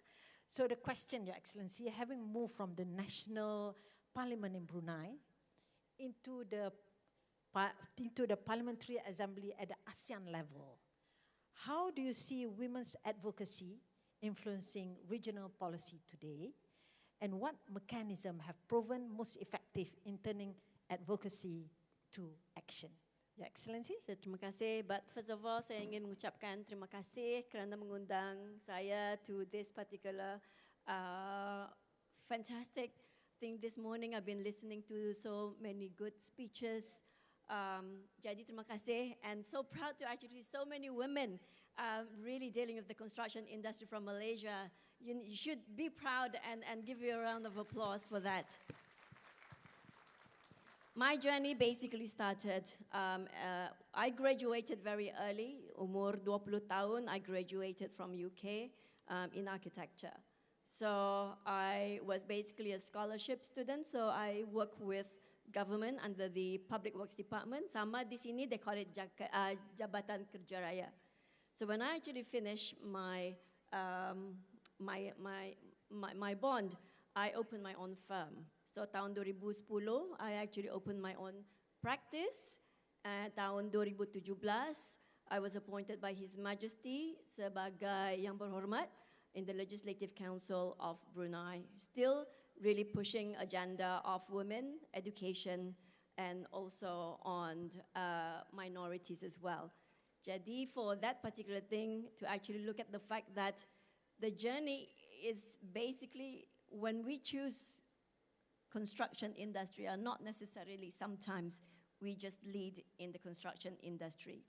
It can actually start branching out as a leader in so many different fields. And I do hope that this is basically the case, because when we advocate on certain things that we believe in, we have to change the advocacy to action. And this is the beginning of what I basically believe, because keep on constantly advocating is one thing, but how do we actually move that into an action and monitor where we are is another thing. So I'm glad hari ini to actually see a lot of data also being shared tadi by Tan Sri Wahid with regards to the data as well.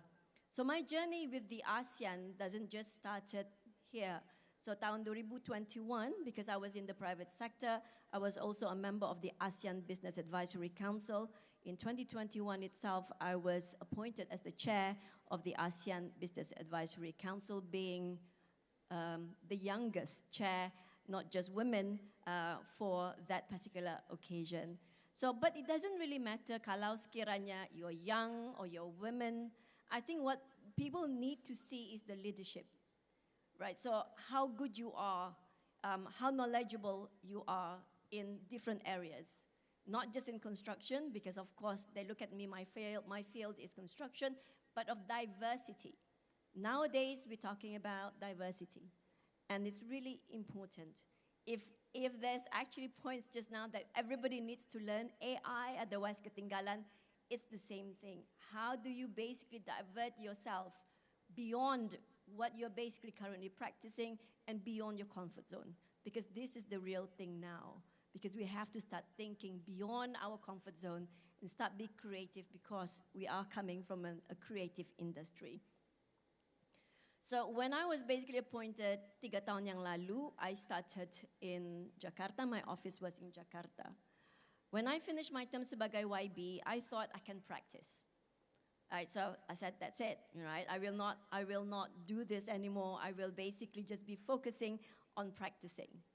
Then another appointment came in from His Majesty who wanted me to actually be in Jakarta as a Secretary General for the ASEAN Interparliamentary Assembly. Initially, I rejected, because I just finished my term, and I thought I'm going to practice. But then, what are the chances of a private sector, and especially women, to be given the belief to lead in ASEAN? It's something that, for sure, I cannot give an example yang mana from a private sector are rejecting this. So I decided to go for it. Give a little bit of pause for 3 years. So I'm finishing my term this year, and I so look forward to actually practicing. And I think before I finish my term, I am here in the arena of construction industry, and I feel the vibes of where I belong sometimes. But it gives a different opportunity and understanding. Because in ASEAN, you have to look into 10 buah negara. Not just your country, not just one, but 10. And now we have a new member, which is Timor-Leste. So to understand, dan sebagai parlimen once upon a time, is to bring that voices of the people to the floor, mewakili rakyat. How do you actually match this? So when we talk about policy, and when we talk about construction, we have to bring all stakeholders, everyone to actually put it on the table, is because kalau sekiranya we keep on advocating and there is no policy, there is no law, then it will not actually be working as well, because we need some sort of a policy and law to put things to perspective. And this is basically a progress. So I do hope that one day as well. Is there any member of parliament di sini? Ada YB? Tak ada. Okay, say for instance, if there is an event, opportunity to actually have this really open conversation, and ada suara want to actually look into policy, please invite your yang berhormat here, because they can actually bring it to the national parliament with regards to this. So we cannot work just on our sole entity. You have to work with a lot. And this journey makes me realize how important it is to actually work with so many different stakeholders. And I'm glad di sini there's so many different fields and to look forward. And with ASEAN, it's a whole lot of different experiences to actually look forward to. So that's all I can share for now. For now, thank you so much. I think you're talking about stakeholders, inclusivity. Can we also just talk to Abu Monica and Huimin? Do you see that language across ASEAN in your country? Yes, of course, because inclusivity in our country is also becoming a very common language. Maybe I need also to share my journey. I stepped out Indonesia in a very quite young age, 18 years old, and I started my college in the Netherlands. I spent there around 6 years. And as happening, I need to go back to Indonesia because, you know, I'm getting married. So, so the traditional ways of woman starting. Then, as usual, we have our first child. By the way, she's here with me, my first child. So, when I start my professional career, I have a baby who needs my breastfeed, for instance.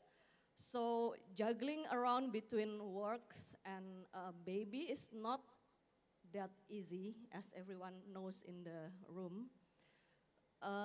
But through the years, I managed to juggling around my professional works with my domestic works, and then coming the two others babies, they are boys. And when I joined Townland is a international multidisciplinary planning and design established 40 years ago in Hong Kong. We have offices in Mumbai and Shenzhen, and Indonesia is being the second office in the region. So during the struggling for the professional works, but I managed at the time being the first Indonesian woman who is appointed as a director of the country. So before my era, the director is always a foreigner. So it proves that woman, if you are working with your heart, because our projects mostly are designing a city, townships development. Township development is a long-term commitment because it's not like building a house or building a tower which maybe 2, 3, 5 years will be finished and it can be used. Or building a house for a certain people, then you focus only on a subjective of that family perhaps. But building a townships, it takes patience, sometimes 10, 20, 30 years, even beyond. And you deal with a lot of different peoples because you make something for the people. With a different background, different cultural, different economical background, you deal with the government as well as with the private sectors and also with the end users. So it's like nurturing your child actually. So when you have a baby, start crawling, walking, running, and then you see him or her growing up and mature enough to explore the world. The city is also like that. We need to be adaptive enough, flexible enough, because most of the township development in Indonesia is private sector driven. So you need to understand the market to be able, the product development be accepted by the market, because it is private sector. You need to deliver the revenue to the stakeholders. But at the end, of course, you cannot sacrificing the social issues. You cannot sacrificing the environmental issues. There are a lot of things to be considered, which at the end needs to give also benefits in different sectors. And it should have a holistic approach, integrative approach, multi-sectoral approach. You cannot work alone. There's planners, architects, engineers, suppliers, accountants, laws, and a lot of things are going on in the city. And as a planner, you need to see it, the functionality of the city. Nowadays, as a planner, we need to see that a lot of people will be using your cities. How they can be conveniently moved from one point to another point. If you happen to be in Jakarta, you know one of the biggest challenge we face is the traffic jam. Traffic jam. Sometimes as a working mom, you need to travel to your work 1 to 2 hours by car, go to work, and when you finish your work, you go home another 1 to 2 hours. So when we design a city, maybe you happen to heard about the 15-minute city, walkable neighborhood. That's, I think, very much important to be considered because from the point of view of a woman, from a point of view of a mom, you would like to, for instance, having experience getting your child to the school before you go to your work. And maybe during a lunchtime, you be able to go home for a while to have lunch with your toddlers and coming back to work. Or in the evening, after you finish your work at 5, you'll be able to go to the park before you start your dinner. And it can be done if you have a 15-minute city where mobility, pedestrian, cycle, park is integrated with good mode transportation. So being a woman in this eyes, you can see that how you manage to do your activities daily will affect how you design. I was about to ask that. Being a woman helps. Yes. Human, you want to say something about inclusivity? Maybe very quickly, since everybody has shared a little bit about their personal journey and linking it up to the question regarding inclusivity in cities. So maybe I just want to say I'm very honored to be here. And I think that I should say that I am very lucky, hope, touch wood, that by saying this and not jinxing myself, I'm very lucky. I managed to discover quite early in my career what I'm good at. And what I'm really good at is I have an ability to quickly understand complex things and help translate that to other people so that I can advise, strategize, and unpack all these things. And that's why, the things that I've been doing, complex projects, now going into areas of sustainability, AI, and all that. And that was my talent. And and built upon that, I was also lucky to be in a foundation where my family was very supportive of me being very independent. I got married when I was 49. So this is something that is quite, my family was very, very encouraging. They didn't give me pressure. This foundation, and then I also, for a large part of my career, was in DP Architects, which, to echo what the previous speaker was talking about, building a foundation for others, DP Architects has a really good foundation for basically promoting women and helping women, even though we can do more. And now I'm in a position to pay it forward. And in that environment, for 2 decades, I was given an opportunity to do a tour of duty. I was taking leadership role in projects in the Middle East, in Singapore, and that development really, really helped me. I was a beneficiary of this kind of system to allow me to be confident, to be myself. That is, I would say, I am very lucky, and I think this is one of the important things to promote, especially at events like these, because having ladies, regardless of your age, be comfortable with yourself and saying that there's a place and a role that you can play, especially now back to inclusive environments. Some of the top researchers in Singapore, so inclusive environments is, you know how Singaporeans are, we like to measure everything.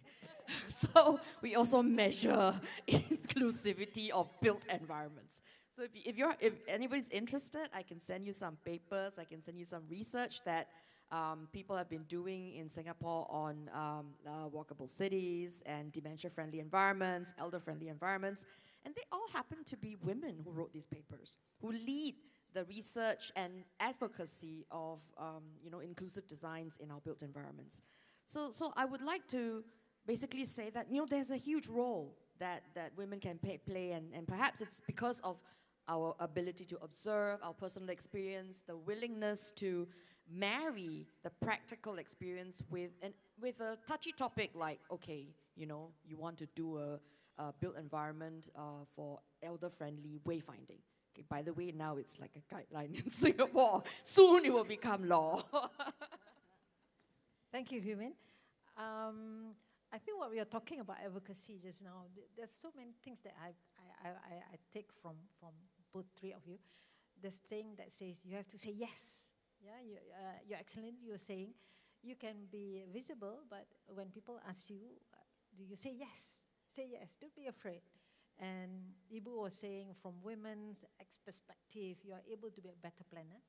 And Human was talking about ability to understand and put it in better context. That's our strength. Yeah? Okay, now after advocacy, we're talking back now to the second segment, which is about built environment. So I'm going back to you, Human, because of your work in the Architect, span sustainability and digital innovation in Singapore and also Middle East. So my question is, how does women architect and urban planners, leaders, driving this transition towards net zero and inclusive cities in ASEAN? Right, so maybe I'll talk generally first and then highlight where women can play a role. Yeah. So net zero is a problem that cannot be solved by one person. Unfortunately, every little bit counts. And you need a certain perseverance, and you literally count everything, from the personal carbon emission to your company's carbon emission to the national carbon emission, and every little bit counts. And if you have that attitude, okay, it's very little, why do you even bother? I only go for the big ticket items. That is not the approach for net zero. You will never achieve it. And so to that point, you know, we mentioned earlier in the day, there were some speakers who mentioned about some, you know, maybe it's stereotypical, but women are more diligent and more unwilling to let go of things that are bothering them. And that is the very nature that helps us basically achieve net zero carbon accounting, especially sustainability. A lot of the environmental sustainability metrics are very nitty-gritty, not very flashy, not very Instagrammable. It requires a lot of grunt work and hard work and collaboration to achieve. And I think that women have a very important part to play in this field. Okay, thank you so much. Do you like to add something, Ibu Monica, about net zero? Sustainability is indeed a very important aspect, and I believe every country here has their own certification rating system. Singapore has a green mark, and Malaysia have green building index. I think you have another one, real estate, green real estate. Also, and Indonesia also has a green ship. So I was thinking, actually, as an ASEAN countries, maybe it's also worth a while to consider how we can develop each other rating to be somehow can be implemented regionally, because then if we can share our common practice, our common background, because Indonesia, Brunei, Singapore, Malaysia, of course, has a lot of similarity in sustainability. Then we can grow together in this field and becoming more resilient in terms of regional occupancy. Yeah. Okay, thank you very much. So I'm going to put these two words together, advocacy and built environment.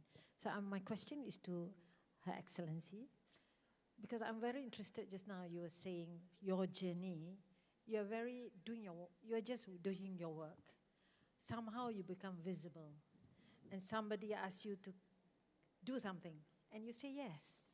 So the question is, how is your advocacy, your voice, your passion, your commitment, you're able to translate to leadership? All right? Okay. Yeah, so it's never easy for women. I'm a mother of 5 boys. I like that part. I don't want to actually sebenarnya mau say it, but I'm just going to say it. So I have 5 boys, right? I have 2 grandchildren. And so still pretty. That's the end of my panel discussion. But I think one thing fantastic about women, we have to be very patient. Satu, bersabar. Our culture very strong. Our Islamic teaching is very strong. It's what we believe. I think what Tan Sri Wahid was saying, what is our purpose sebenarnya? So if I can actually do that, mentor more younger generations to follow that footsteps, then we should. Because it's important for the youth, for the next generation to follow. We don't complain. I mean, to be honest, it's a path that I choose. We must know what we want to actually do. You want to empower women? Do it. Make sure you champion it, not just by saying it, but by you doing it as an example. To actually say, how do I do it? I don't know. But it is, just do it. I'm not promoting Nike. I'm just saying, just do it. Because everything comes from a purpose. But if you want to do it for the sake of akan di-promote or those are, it's also wrong. Because it comes from your nawaitu. If your niat is lurus, betul, then that will actually go to what you really want to do. Sometimes the journey is even unexpected, believe me. To actually say whether I'm the best mother, I wouldn't say I'm the best mother because I'm a working mother, but I will always be there because our career path and our biological clock never meets. So when I have 5 boys, right, 3 graduated, 1 will be graduating in architecture, alhamdulillah, right, this December. So I only have 1 more who is 14 tahun. But then I have 2 chuchus running around. So when I actually say that, they're not close to me, to be honest with you. Not yet, it's because I live in Jakarta. But that's the journey. We don't look at our age, but we see our purpose. Keep on doing that. You will see more women out there doing this purpose to give and encourage young lion. Because the moment they actually see you, your journey will never be smooth, for sure. If you're going to ASEAN region, mashallah, you will actually see that. The number of women parliamentarians, I'm sharing here, because we have, throughout ASEAN, we have 2,935 members of parliament. Doesn't masuk Timor-Leste, because Timor-Leste just joined in. Only about 22% are women parliamentarians. The highest number of women parliamentarians now, you know which country? Singapore, 33%. Second is Vietnam with 30%. Third is Philippines. You can actually see that there are, but it changes all the time. Every single time you actually have election, it changes. But even with youth, young generation or young parliamentarians, Singapore is at the top notch. So you can actually see how much support, and you can actually see the law. They really try to actually enforce. Sometimes it's not just about the law. It becomes our daily normal life to acknowledge women, to acknowledge the younger generation. You don't need law by then if it's already in your system. But in order for us to actually train ourselves, we have to put it in our system to acknowledge that. So I hope that here everybody will actually keep on having in their system to support women, but bearing in mind, we will not be able to do this on our own because we need the male ally. We should be talking this to the men a lot. He for or she. Yeah, exactly. And to see we do have few members of male here. I'm glad, even though it's only perhaps 10%. So next time, let's increase the number to at least 30% of men to actually attend this event. Thank you. I see the cameraman clapping. You know Her Excellency leadership quality? After looking at us here, she leaned to me and said, I'm going to do a WIBM in Brunei. I was just amazed with what Malaysia has done. I said, no problem, come and I was like sitting us. next to her and I said, can you share with me how, right? Because it intrigues me. And when I see that, and I said, this is what we can actually do in Brunei. So there you go. I learned something from Malaysia. Yeah, it's being in WIBM, I think it's amazing and challenging, of course challenging. Amazing and challenging because we have all sorts of people, different attitude and different culture. Okay, Ibu Monica, would you like to add in about coming together, advocacy and built environment? What does advocacy in built environment mean to you? Actually, advocacy in my field, planning and design large-scale township project, it should be somehow lean towards the holistic approach. We cannot work alone. We need to work together.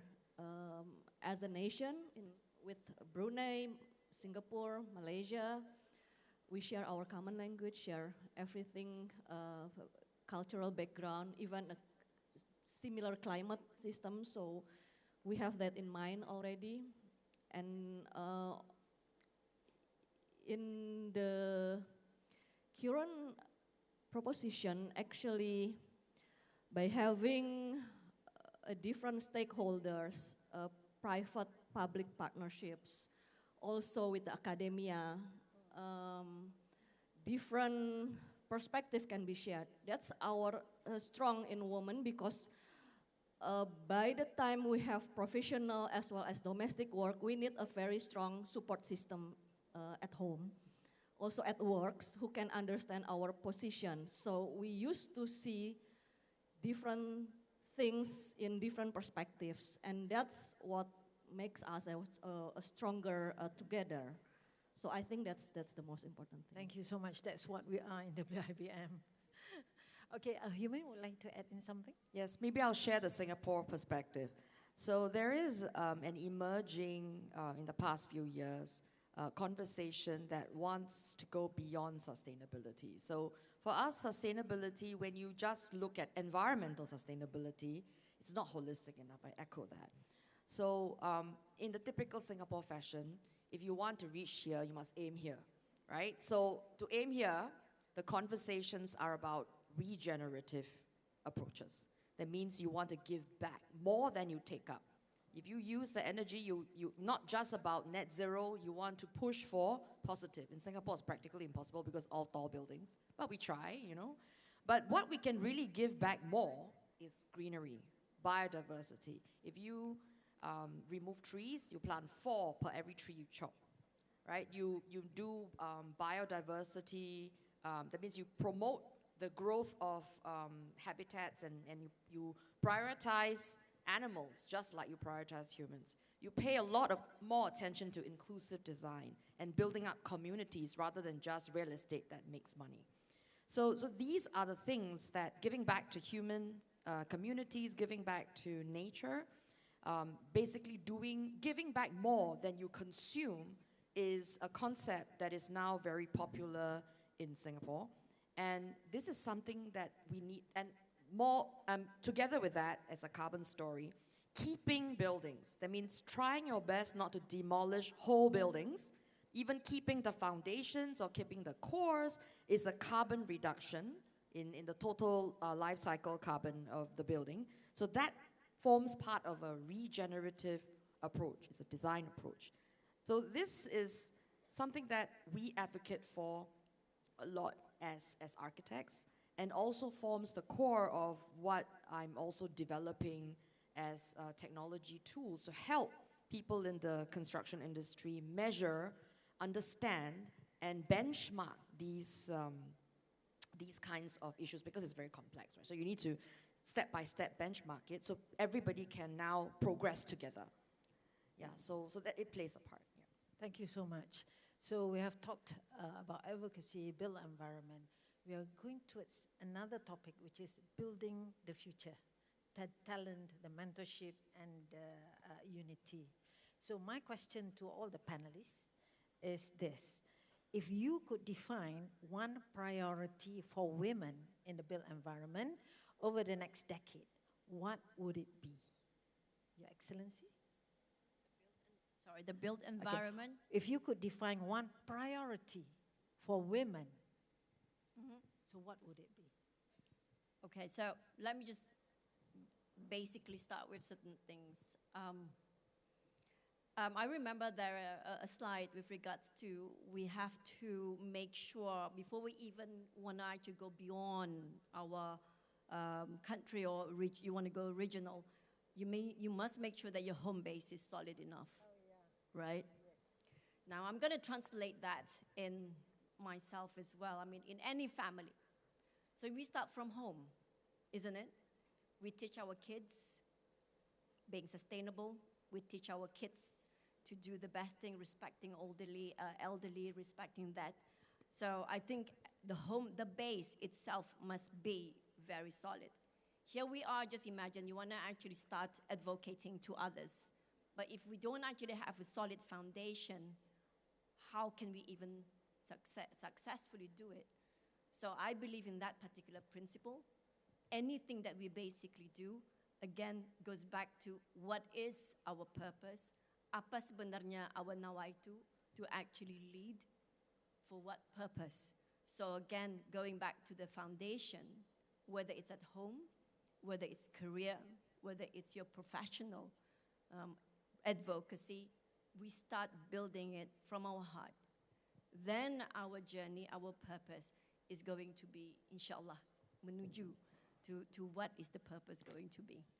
And it will be sustainable. Yeah. Okay. Thank you, Your Excellency. Ibu Monica, would you like to add? One main purpose. Now, actually, when we are an architect, it's common for us to build something physically. But I think building something physically, we need to go beyond, because like I plan a city, it's not only a physical development, but beyond that, we would like people to be comfortable using that. People start to walk, people start to cycle, and once they feel comfortable, then it becomes their habit. And once it becomes their habit, it's a new lifestyle for the community. So you build the community based on whatever physical development you have, but then it will be more long-lasting, more sustainable, and more livable, because then the community itself feeling that they are having advantages on your development, and they are being responsible to make sure that it will last longer.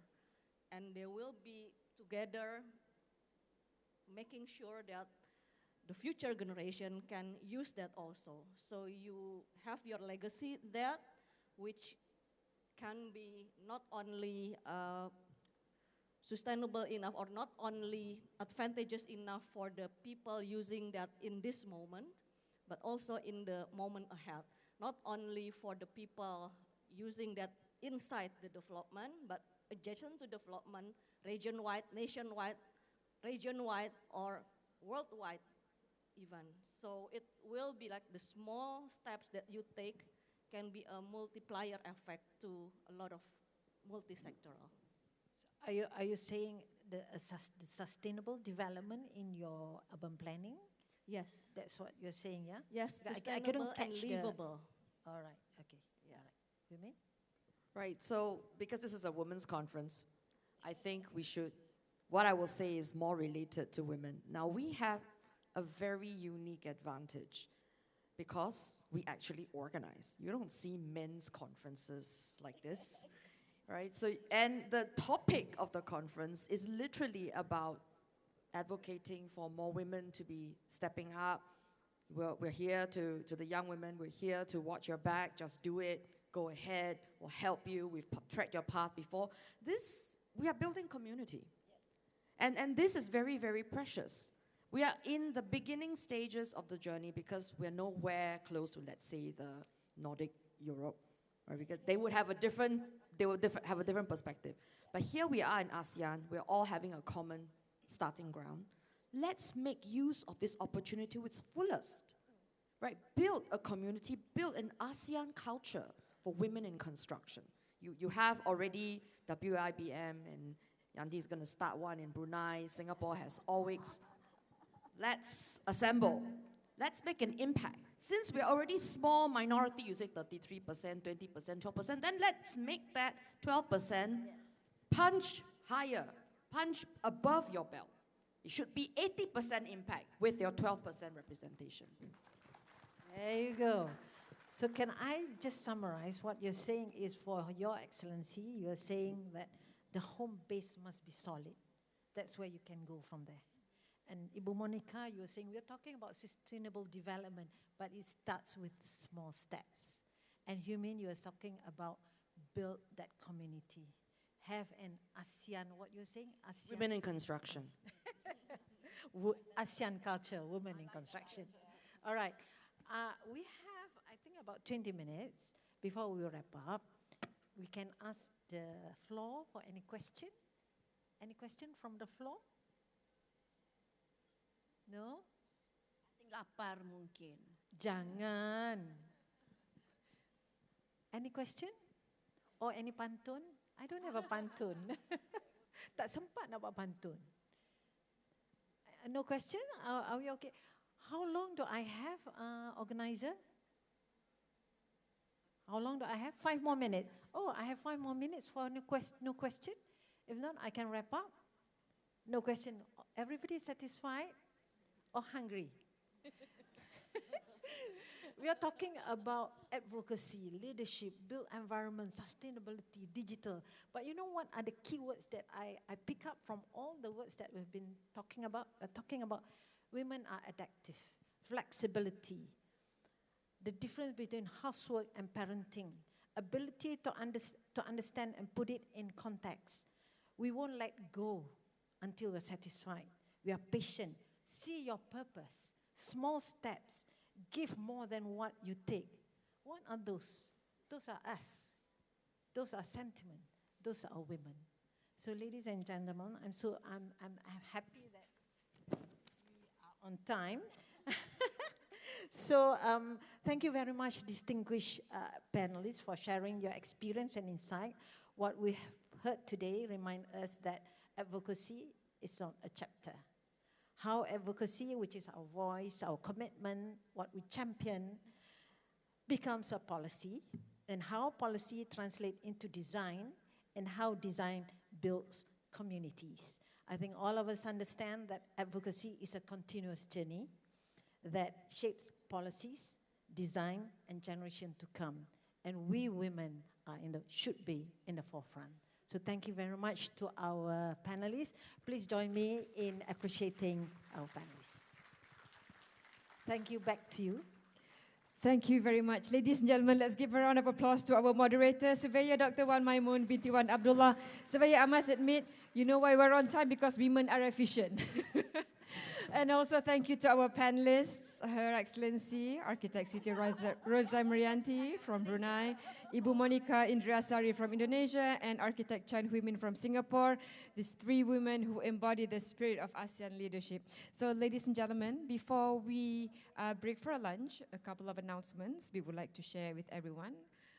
Of course, we give way for the presentation of memento from YBhg, Datuk Nafisah Radin. It has been such an empowering, enlightening, inspiring series of sessions for the first half of Women Way Forward Conference 2025 for us today. A reminder to all our delegates to ensure that you scan your attendance to enable you to clock in your CCD and CPD points, and for you to have the certificate of completion at the end of the forum. Just give a couple of seconds for our members of the media for their photo and video coverage. Ladies and gentlemen, we will break for lunch. It will be served at Hall 4, Level 1. We are at Level 3. We would like to invite you to go to Level 1. Lunch will be served at Hall 4. Please be here at 2 p.m. And on the way to the lunch venue, you will be passing Hall 2 for the BuiltXPO. Also, something not to be missed by our delegates today. Once again, ladies and gentlemen, let's hear it for all of our speakers today. Kudos to WIBM for a successful launch, a series of empowering talks, and we have more exciting and empowering topics once we're back after lunch. We will see everyone here at 2 p.m. Assalamualaikum.